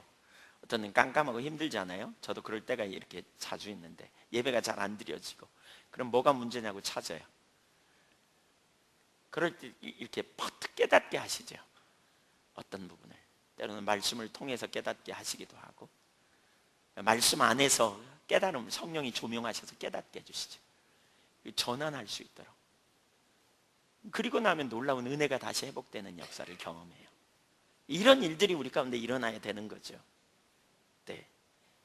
그러니까 그런 사람들이 있잖아요. 여러분, 개인적인 삶에서 이런 회복이 일어나면요, 그 사람에겐 주변에 사람이 모이게 돼 있어요. 왜냐하면 말하면 들을 바가 있거든요. 그 사람하고 얘기하면 지혜가 있거든요. 그 사람하고 얘기하면 길이 보이거든요. 내가 놓아야 될 것과 잡아야 될 게 보이거든요. 하나님의 부흥으로 함께 하심으로 강력하게 임하실 때 거기에서 하나님의 길이 보이고 자신의 실상이 비춰지고 전환되고 돌이켜지고, 새물길 전교회 집회할 때마다 사람들이 많이 모이잖아요. 오늘날 집회 가운데 사실 이렇게 많이 모이는, 상대적이지만 이렇게 많이 모이는 집회 많지 않습니다. 왜 이 집회에 올까요? 왜 오세요? 그냥 한번 와보나요? 네, 안 올라 그랬는데 우리 교회 목사님이 가자 그래가지고 그냥 또 그냥 여목사님이 그냥 안 오면 참석 안 하면 안 된다고 그래가지고 그냥 포도나무 교회 성도님들 혹시 그래서 오셨나요? 아마 한 분쯤 있을지 몰라요, 그런 분도. 네, 근데 그랬다가 은혜가 되는구나 뭐 이렇게. 사실 하나님의 임재하실 때 하나님의 길이 보이는.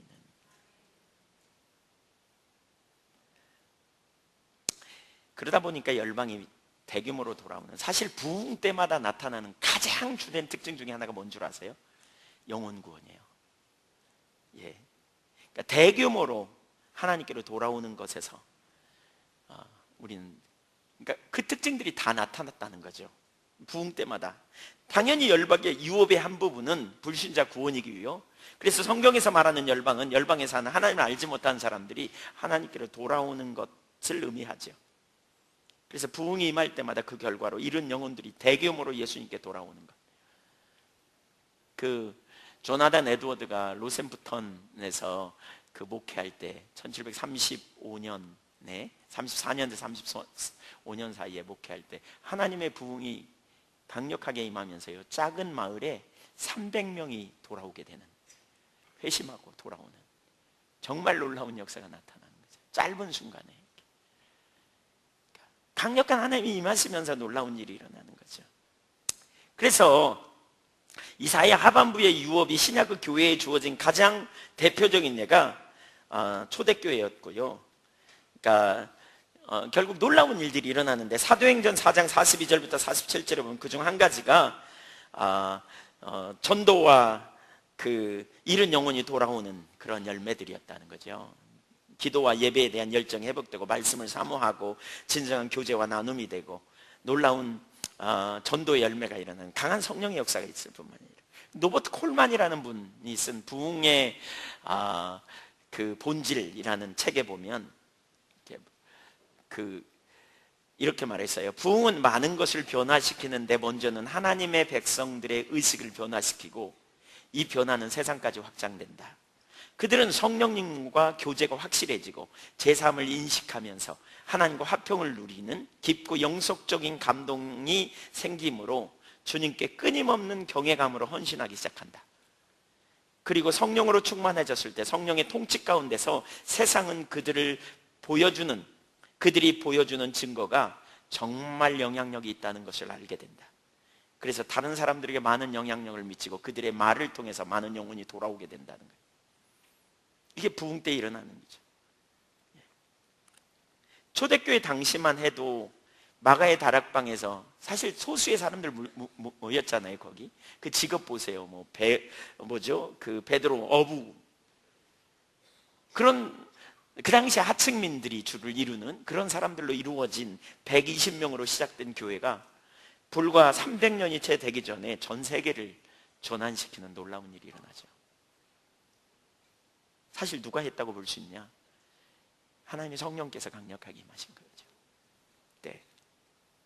그래서 서기 80년 오순절 성령 강림 반세기 만에 로마 제국에 기독교인이 14만 정도 있었고 2세기 초에 접어들면서 아라비아, 페르시아, 북아프리카, 아르메니아 또 다른 여러 나라까지 확산되고 2세기 말까지 로마 제국, 메소포타미아의 모든 지방까지 기독교인들이 다 확산되는, 그리고 AD 300년에 로마 제국의 모든 도시와 지방까지 복음이 전파될 뿐만이 아니라 시리아, 소아시아, 이집트, 북아프리카까지 급속도로 퍼지는 이런 일이 일어난 18세기에 부흥의 놀라운 일들이 일어났잖아요.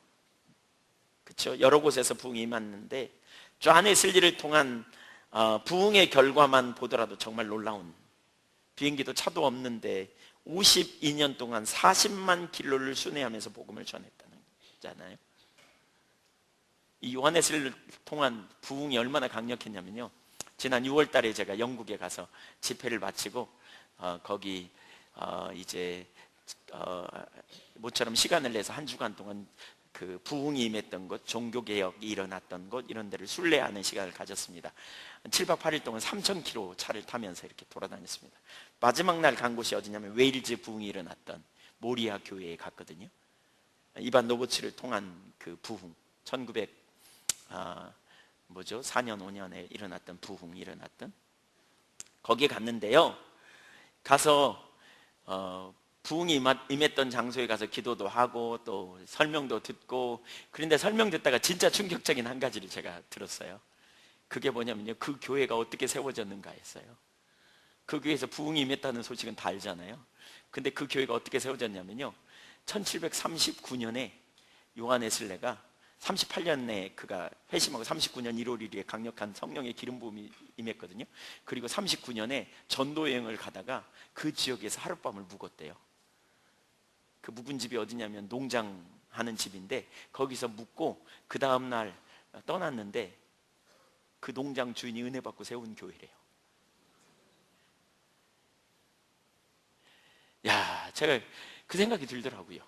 우리 7박 8일 동안 돌아다녔는데, 예. 그래서 제가 돌아오면서 그런 얘기를 나눴습니다. 우리 함께 간 일행들에게. 사실 이거 진짜 심각하다. 난 충격적이다 이건. 내가 어디 가서 일주일 동안 아니면 한 달 내내 살아도, 여러분 어떠신가요? 제가 그 얘기를 꺼냈는데 거기 우리 대만 박종산 선교사님 부부, 저희 부부, 또 영국의 두 선교사님 이렇게 갔는데 한동안 말을 못해. 아무도 주여 주여 이러고. 네. 얼마나 강력한 하나님의 부흥이 함께 했는지, 기름 부음이 함께 했는지 얼마나 놀라울까.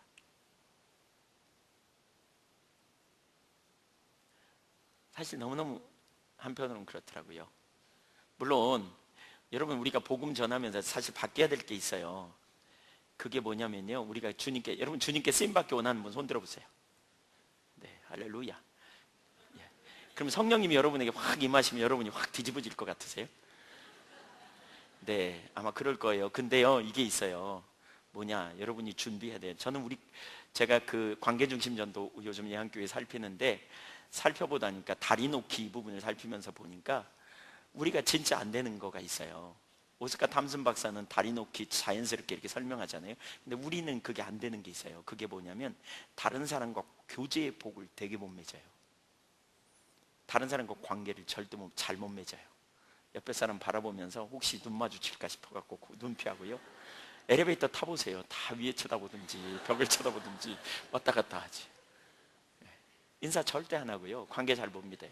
왜 그러냐? 왜 그런가 생각해 봤더니 거절의 두려움이 있어요. 거절받을 것 같은 두려움, 과거에 관계 맺다가 상처받은 두려움, 예. 이런 것들이 우리 가운데 있어요. 그래서 다 벽을 세워요. 자기를 보호하려는. 그래가지고 관계를 못 맺어요. 그러니까 그 관계의 벽을, 이 벽을 못 어물고 있는데 다리 놓기 아무리 가르쳐야, 예. 혼자 다리 놓지, 혼자 아는 사람끼리, 예. 무슨 변화가 일어나겠어요? 사실 기독교인이 적극적으로 주님이 주신 사명을 감당하고, 사실 열방을 하나님이 우리에게 주신다고 할 때요, 우리가 적극적으로 우리의 희생을 하고 우리가 헌신하고, 또 때로는 거절받을 두려움을 가지고서, 사실 거절받으면 어때요? 주님이 아시는데 이거 무너뜨리고 가야 되거든요. 이게 안 무너지면 절대로 안 돼요. 예. 이거 깨야 돼요. 네. 이제 여러분 조금 이따 나가서 한번 해보세요. 이제 마주치는 사람마다 웃으면서 이렇게 해보세요. 네, 벽을 깨고, 네, 또 의례적인 대화만 하지 말고 중심의 대화를. 어쨌든 요한 웨슬리 대단한 것 같아요. 예, 아마 그런 성향이 있었을 거예요. 왜 바울도 그러잖아요. 유대인에게는 유대인처럼, 할례 있는 자에게 율법 없는 자에게는 율법 없는 자에게 율법 있는 자에게 율법 있는 자처럼 그렇게 돼 있다는 거죠. 이걸 넘어뜨리고 가는. 네.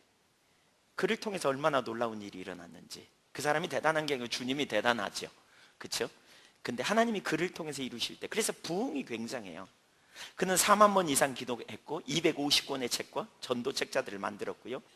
1771년 예, 그가 세상을 떠날 때 19명의 선교사, 492명의 감리교 설교자, 71,668명의 영국 감리교인, 43,265명의 미국 감리교인, 그로부터 110년 안에 감리교세가 기하급수적으로 성장해서 교회 수가 거의 3만 개에 이르고 9만 개에 이르고 교인 수가 4천만 명이 넘었대잖아요. 세계 최대 교단이 돼버리는, 하나님의 부흥이 이렇게 강력한 역사를 이루는, 오늘날 전 세계에 있는 장로교인의 수가 1,700만 명이라 그러는데 4천만 명이면 얼마나 많아요. 그 당시에 굉장한 일이 일어난 거죠. 짧은 순간에. 이게 부흥의 강력함이에요. 그러니까 그런 일들이 사실 부흥이 일어나면 강력하게 정말 많이 나타나죠. 하나님의 부흥이 임하면. 네. 미국의 기도운동 때도, 기도 부흥이 일어났을 때도 3천만 명 중에 200만 명 이상이 회심했다 그러잖아요. 미국 인구 전체가 3천만 명이었는데 200만 명 이상이 회심했대요. 대학 강력한 변화가 일어나고, 예일 대학에서는 1821년 이래 가장 강력한 부흥임에서 447명의 학생 중에 절반이 회심했고, 프리스톤 대학에서는 272명 중 102명이 회심했고, 그중 50명이 목회길로 들어서는 너무나 놀라운 이런 일들이 일어나는, 우리나라 평양 대붕운동이요, 짧은 순간에 4배로 교회 성장이 일어나는, 놀라운 일이 일어나는, 네. 전환이 일어난 거죠. 굉장한 일이 일어난 거죠.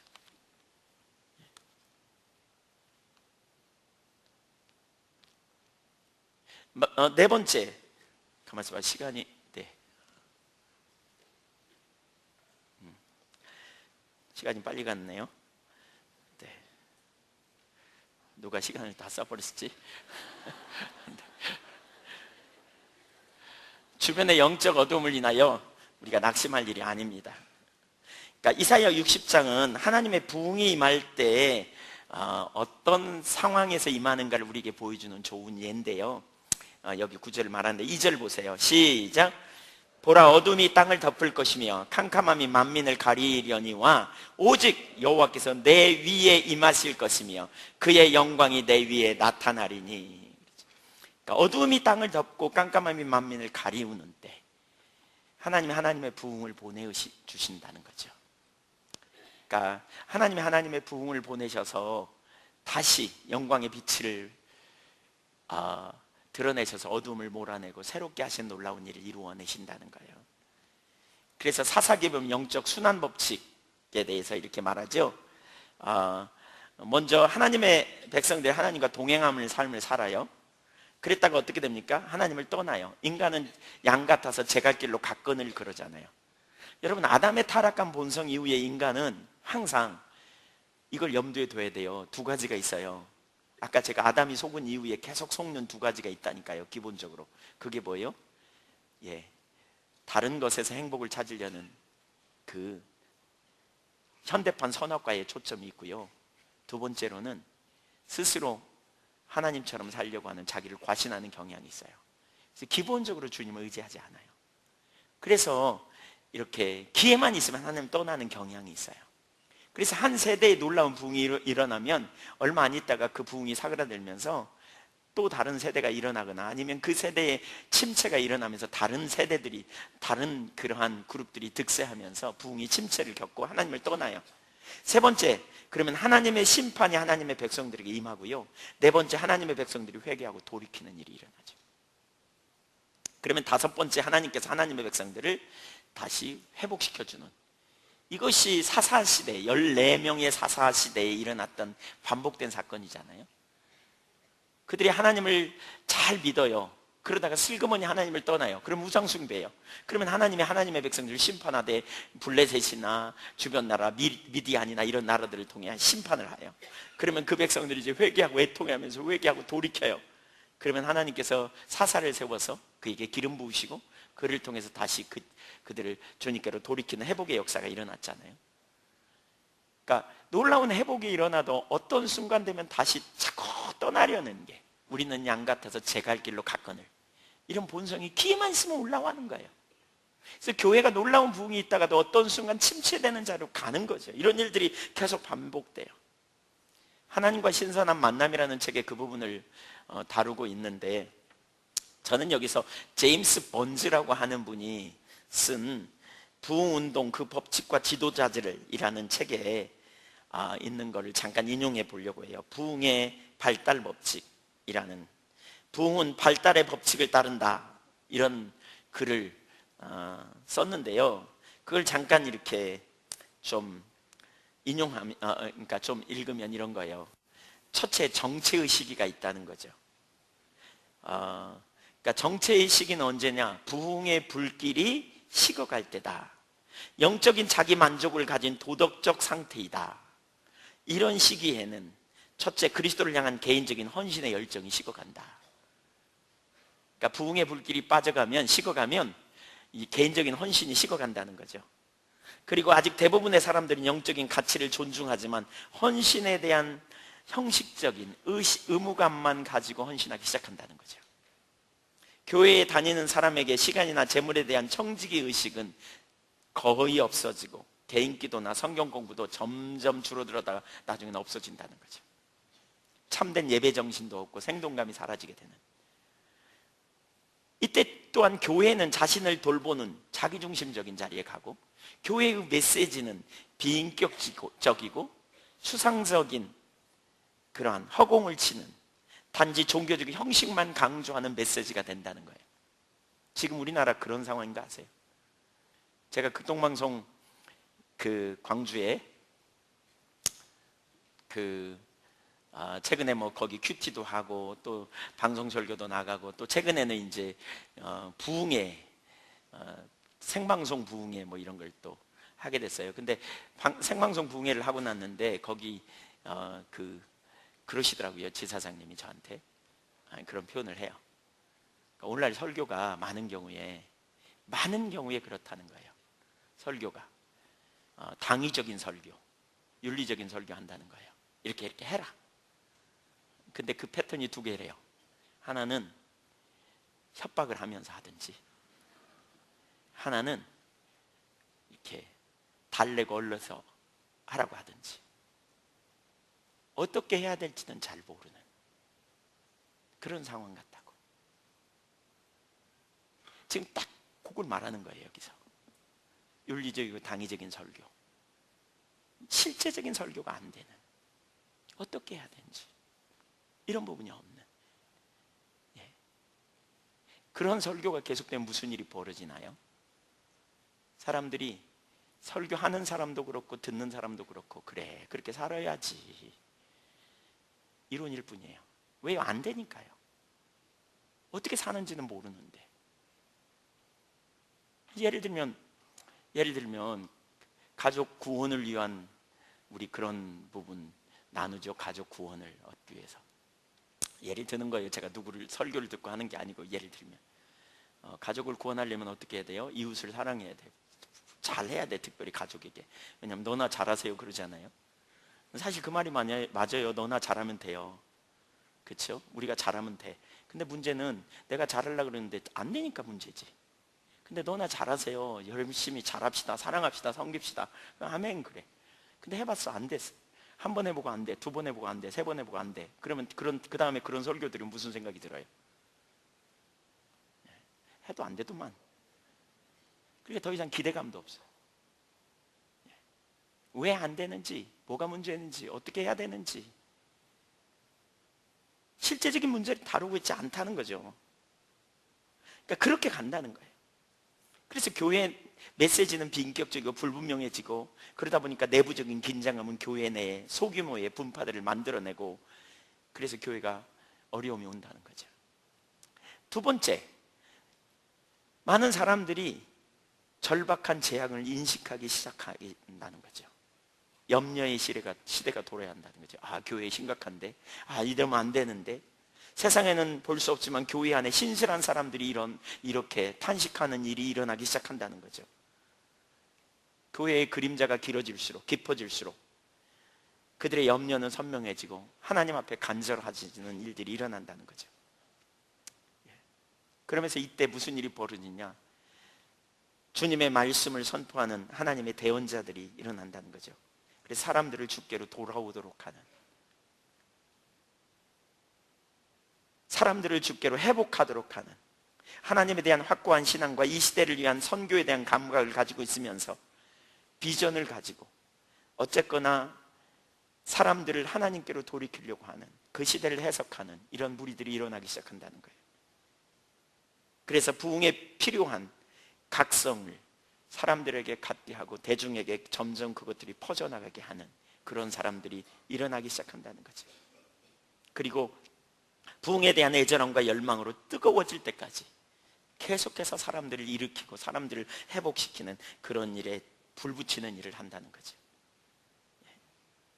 그러면서 세상은 다른 한편으로 지금이야말로 경고의 시점임을 감지하게 된다는 거예요. 그 경고 상황이 참된 회개를 불러일으킬 만큼 심각한지 아닌지는 더 두고 봐야 하지만 적어도 많은 심령 속에 두려움을 채우면서 재난의 구름이 있음을 보면서 사람들이 두려움을 느끼기 시작하고, 어느 곳에 가든지 안식은 없고 편안하지도 않고 걱정스럽고 모든 일이 예전처럼 돌아가지 않는다고 느끼며 세상 중심부에 고통이 생기는데 마음으로 사람들이 그것을 느끼고 감지하는 일들이 일어난다는 거죠. 저는 오늘날 우리 시대가 딱 지금 이 시대가 아닌가 싶어요. 여러분 한번 생각해 보세요. 우리나라 지금 상황이요, 구한말 한국 그 조선 그쵸, 구한말 상황과 비슷해요.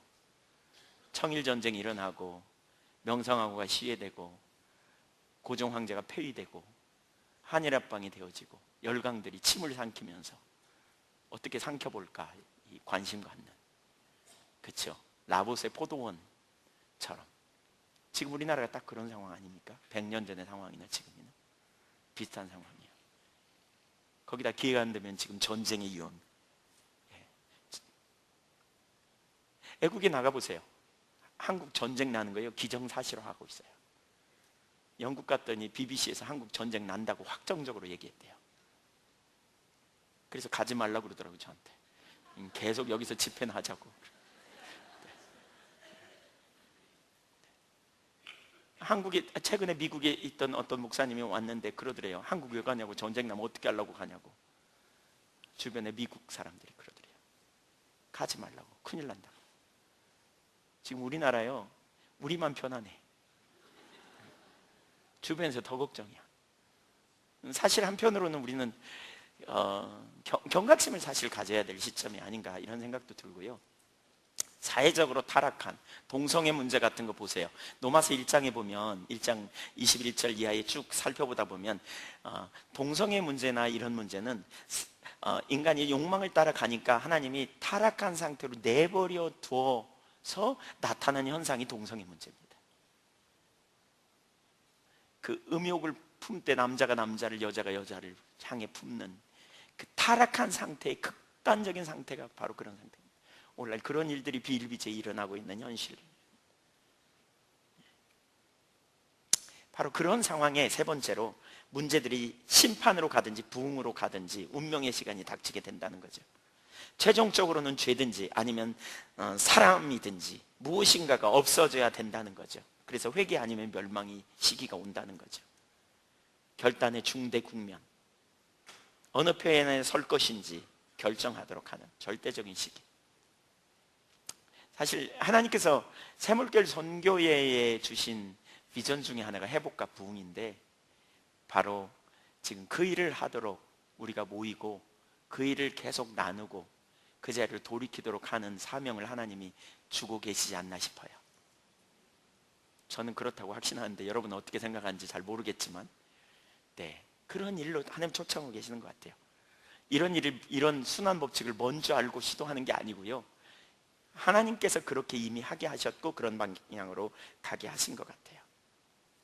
하나님의 경고를 무시한 사람들은 결국 벌을 받고 전국적으로 파멸하게 되는 그런 자리로 간, 반대로 하나님의 음성을 듣고 순종하는 자는 부흥을 경험하는 자리로 가는, 이게 번즈가 말한 부흥의 순환 발달 법칙이에요. 그분이 부흥을 연구해가지고 이런 법칙이 있다 똑같이 얘기하죠. 헨리 블랙가비 목사님이 하나님과 신선한 만남에서도 정확히 같은 맥락을 얘기하고 있죠. 그래서 그런 일들이 반복된다는 거죠. 그래서 부흥이 임하고 하나님의 놀라운 역사가 있는, 그런데 그 부흥은 어떤 순간이 되면 또 부흥이 임했다 할지라도 정신이 쇠약하기 시작하고 영광이 사라져가는 시대가 된다. 부흥은 파도와 같은데 자신의 온 힘을 다하여 바닷가로 몰고 간 후에 물은 사라져버린다. 부흥의 최절정의 여파는 몇 년간 아니면 한 세대를 유지할지 모르지만 얼마 안 가서 역동성을 잃기 시작하고 얼마 동안은 부흥을 체험으로든 어떤 운동으로든 사실상 무력해지는 경우가 많다. 그래서 부흥이 어떤 순간에는 그러한 그 무력감을 가진 상태로 가고 부흥을 통해서 일어난 놀라운 역사들, 근데 정확하게 그걸 말하고 있는 거 있죠. 예를 들면 부흥의 시기에 결과 중에 하나가 학교 같은 게 세워진대요. 근데 부흥이 사그라들면 그 학교가 기독교 정신으로 세워진 학교가 나중에는 기독교 정신을 빼내려고 노력한대. 그래서 어떻게든지 기독교 정신 없이 하려고. 우리나라 지금 뭐 이대나 연대 같은 데가 그런 상황 아닙니까? 이사 파송하는 거 별로 안 좋아하고 싫어하고 최근에 그런 일들 많이 일어났죠. 네. 어두워질수록 하나님의 때가 가까워왔다는 거예요. 어두워올수록. 우리나라가 지금 매우 심각한 상황이고 한편으로는 그런 상황이라면 하나님께서 이 땅에 하나님께 대규모의 부흥을 보내실 것을 또한 우리는 기대할 수 있다는 것이지요. 실망만 하고 넘어질 게 아니고요, 다른 한편으로는 우리 삶에 너무나 놀라운 능력이 있어요. 저는 목회하면서 개인적으로 제가 전에 섬겼던 교회에 제가 할 수 있는 게 아무것도 없더라고요. 진짜 아무것도 없더라고요. 가니까 광산이시 죽청파 본산이에요. 전부 광산이시예요. 저희만 빼고. 그러니까 다 친척이에요. 물론 김씨도 있었어요. 대릴 사이로 들어온 분들 이렇게. 근데 다 친척이에요. 그분들 교회에 전혀 영향력이 없고 관심도 없고, 뻑하면 술 먹으면 어떤 사람은 포크레인으로 교회 십자가 끌어내려 버린다는 등 뭐 이렇게 악다구니 쓰고, 가서 인사하면 모르는 척하고 수고 많네 그러고 지나가고, 그러다가 교회 옆에 감히 벌겋게 익어가는데 미처 안 따면 허허이 게일러 터져갖고 막 이러고 비난하고. 와, 쉽지 않은 상황에 제가 할 수 있는 게 아무것도 없었어요. 그래서 저는 목사 안수만 받고 도망 나오려고 그랬어요. 3년만 지나라. 안수 받고 가자. 나는 여기에 비전이 없어. 나는 이 지역이 안 맞는 지역이야. 난 젊은이들하고 사역해야 돼. 거기는 할머니들만 계시는데. 근데 어느 날 주님이 저에게 그런 마음을 주셨어요. 하나님이 저를 모르실 리도 없고, 하나님이 그 마을 상황을 모르실 리도 없고, 저를 부르신 분이 하나님이시고 저를 그곳에 보내신 분이 하나님이신데 시간만 때우고 가라고 저를 거기 두셨을 리가 없지 않은가. 근데 내가 할 수 있는 일은 아무것도 없다. 그래서 제가 생각한 게 결국 주님이 오셔야 한다. 그래서 이사야 64장 1절 이하의 기도를 되게 많이 했어요. 하늘을 가르고 강림하사 불이 섭을 사는같이 불이 물을 끓음같게 하옵소서. 이렇게 기도하다가 주님이 안 오시니까 주님 하늘을 쫙 찢으시고 오시옵소서. 악다구니를 쓰면서.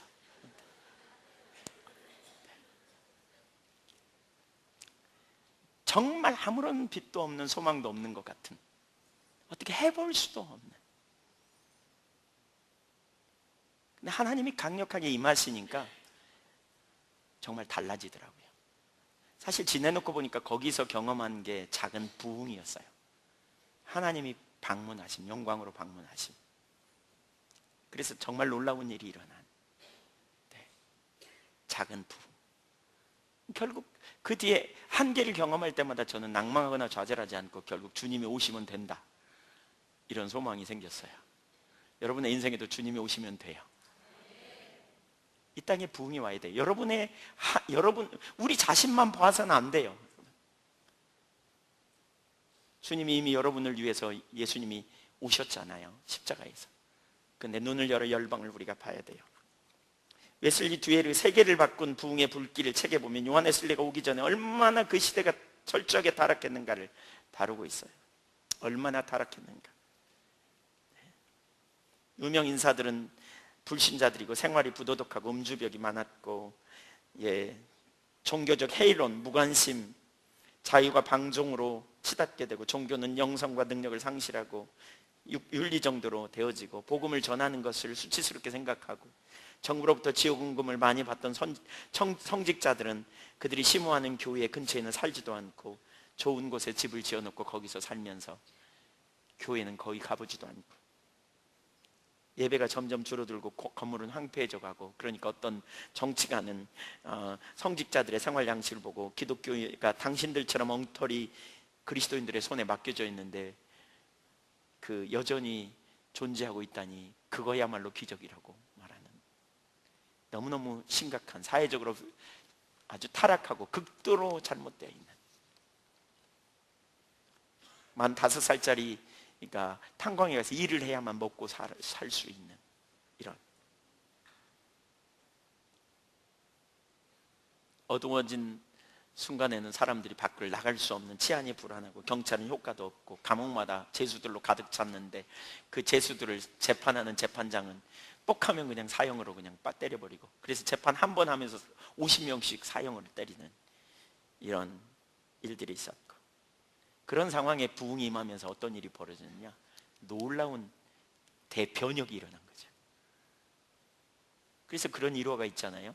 어떤 사람이 영국을 여행하면서 마을에서 술을 좀 사 먹으려고 갔는데 술을 안 파더래요, 가게마다. 그래서 이놈 동네는 어떻게든지 술도 안 파냐고 그랬더니 유효한 헬레가 지나갔다고. 언제 지나갔냐고, 10년 전에 지나갔다고. 너무나 놀라운 변화가 일어난 거죠. 하나님의 부흥이 임한 강력한 역사가 있는, 네, 하나님이 당신의 질투를 가지고 당신의 백성들을, 당신의 교회를 하나님 돌아보세요. 그래서 내버려두지 않는다고요. 어떻게 이런 일이 있을 수 있는가? 주님이 주님의 능력으로 그러한 일을 이루시는 거죠. 그분이 그분의 백성들을 돌아보고 그분의 교회를 사랑하셔서 그 일을 이루세요. 여러분, 우리가 부흥 얘기하면 우리가 뭘 할 수 있나? 오늘날 교회를 보면서 뭘 할 수 있나? 우리가 이런 생각, 오늘날 현실을 보면서 우리가 뭘 할 수 있나? 국가를 보면서, 그렇죠? 열강들의 틈바구니에 놓여있지, 북한은 기회만 되면 핵을 가지고 위협하지, 이런 상황에 우리가 뭘 할 수 있나? 경제적으로도 그렇고, 교회는 의식으로 본질을 대체하고, 실제로 그래요. 개인적으로 저도 누군가에게, 목회자들에게 이런 얘기를 나누면 너나 잘하세요, 이런 투로 듣기도 하고, 우리가 뭘 할 수 있나? 우리는 할 수 없어요. 근데 스가랴 8장에 보면 이런 구절이 있어요. 8장 6절에 만군의 여호와가 이같이 말하노라, 이 일이 그날에 남은 백성의 눈에는 기이하려니와 내 눈에는 어찌 기이하겠느냐, 만군의 여호와의 말이니라. 주님은 하실 수 있어요. 아멘. 주님은 하실 수 있어요. 주님은 주님의 능력으로 당신의 교회를 회복시킬 수 있어요. 주님을 신뢰하고 의지하는 여러분이 되시기를 축복합니다. 마지막 5번째, 성경은 말세지 말에 놀라운 부흥을 예고하고 있습니다. 이사야 59장 19절 20절 보면 말세지 말에 나온 큰 부흥에 대해서 예언하는 구절 중에 하나인데, 서쪽에서 여호와의 이름을 두려워하겠고 해 돋는 편에서 그의 영광을 두려워할 것은 여호와께서 그 기운에 몰려 속히 흐르는, 급히 흐르는 강물같이 오실 것이미로다. 여호와께서 급히 흐르는 강물처럼, 선 물결처럼 올 것이다. 산물결 전기의 이름이 여기서 나왔는데, 20절 여호와의 말씀이니라, 구속자가 시온에 임하며, 그러니까 해 돋는 편에서 그의 영광을 두려워하게 할 텐데, 여호와 이름을 두려워하는데, 왜냐? 급히 몰려 흐르는 하수처럼, 그러니까 쓰나미처럼 온다는 거죠. 하나님의 부흥이 강력하게. 구속자가 시온에 임하며 야곱의 남은 자손 가운데, 야곱의 자손 가운데 죄과를 떠나는 자에게 임할 것이다. 강력한 부흥이 임하는 이 구절은 말세지 말에 대한 예언인데요, 유대인들이 대규모로 돌아올 것을 예언하면서 사도 바울이 로마서 11장 25절부터 27절에 보면 이 구절을 인용해요. 아브라함의 이방인의 충만한 수가 들어오기까지 이스라엘의 덜은 운운하게 될 것이다. 그러면서 26절과 27절에 이 구절을 인용해요. 온 이스라엘이 구원을 받으리라 기록된 바, 구원자가 시온에서 오사 야곱에게서 경건하지 않은 것을 돌이키겠고 내가 그들의 죄를 없이 할 때 그들이 이루어질 내 언약이 이것이라. 그러니까 이 이방인의 충만한 수가 돌아올 때 마지막에 유대인이 돌아오게 될 텐데, 온 이스라엘이 돌아오게 될 텐데, 그 때가 뭐냐? 그때에 무슨 일이 있느냐? 대규모의 부흥이 일어날 거다. 뭐 이런 표현이죠. 이런 의미죠. 그래서 말세지 말에 대규모의 부흥이 임할 거다. 하나님이 당신의 교회를 회복시키고 놀라운 역사를 이룰 걸 우리가 기대하는데, 어떻게 땅끝까지 복음이 전하고 어떻게 전 세계에 수많은 영혼들이 돌아올 수 있는가? 하나님 말세에 대규모의 부흥을 일으키셔서 수많은 영혼을 세우고 수많은 사람들 회복시키고 일으키시는 놀라운 역사가 일어날 거라는 거죠. 네, 놀라운 일을.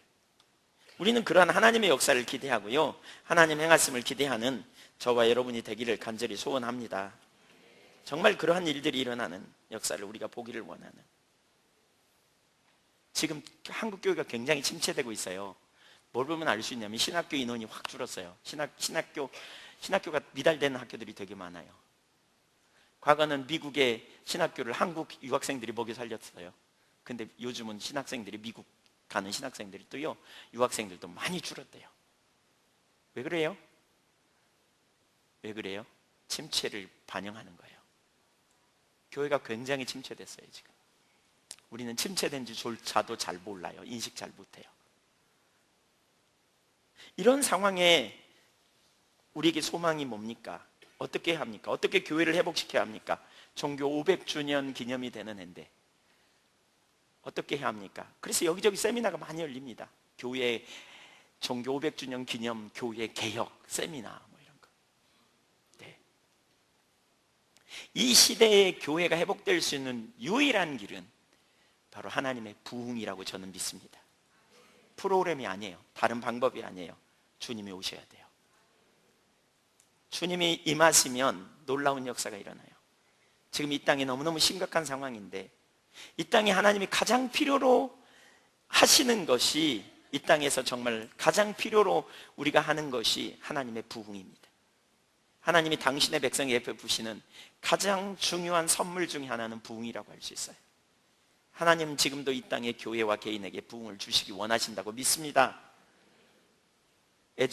조나단 에드워드의 고백대로 부흥은 하나님의 선물이다. 그러나 아무 곳에나 임하는 것이 아니라 사모하는 곳에 임한다 라고 말합니다. 하나님께서 저와 여러분을 불러 모으시고 이 시대에 이런 상황에 무엇보다 십자가 복음과 신앙의 본질의 토대 위에서, 십자가 복음의 토대 위에서 우리가 주님 자신을 구하고 우리의 자원이 아니기에 주님의 자원을 의지하고 주님 안에서 누리는 유업을 우리가 누릴 수 있다면 부흥도, 하나님의 부흥이야말로 우리가 누릴 수 있는, 너무나 누려야 될 그런 큰 부흥이라고 믿고요, 그런 비전을 주님께서 새물길 선교의 창립일에 그런 비전을 주셨고 또 그런 비전을 이모저모로 주셨어요. 그 책에 보니까 여 목사님에게 주신 비전, 뭐 제가 많이 들었죠. 또 개인적으로 포도나무 교회 주신 비전 많이 있죠. 저희 예한교회도 그런 비전을 하나님이 되게 많이 주셨어요. 사인을. 네, 이런저런 사인들. 저희가 예배당 건축하면서 왜 건축해야 되는지, 예배당 건축을 도대체 왜 필요한지, 제가 여주봉 목사님 이거 건축할 때요, 제가 와가지고 보니까 여 목사님이 약간 걱정하시는 것 같더라고요. 그래서 제가 그랬어요. 뭘 걱정하냐고, 하나님이 하실 텐데. 근데 예한교회 지으려고 그러니까 생각이 달라지더구만요. 예. 그래서 저는 2층까지만 지을까 그랬는데 막 사람들이 와가지고 더 높이 지으라고 그러시는 것 같아. 그런 감동이 있다고 막 이러는 거예요. 그래서 다 자기가 아니니까 그렇지 속으로 그랬으면서 제가 그 분별을 해야 되겠어서 혼자 한 주일 동안 금식하고 엎드렸습니다. 그러면서 하나님 쌓인 걸 확신하고요, 순종하고 갔습니다. 근데 그러면서 저희가 교회 건축을 위해서 그때 어려움도 당하고 그러면서 집중적으로 기도했거든요. 근데 기도하는 중에 왜 교회를 건축해야 되는지 그때 주신 비전 중에 내가 스가랴 8장 20절 이하입니다. 부흥을 위한, 열방이 모이게 될 거라고. 저희가 화요 모임을 광주에서 2001년부터 했어요.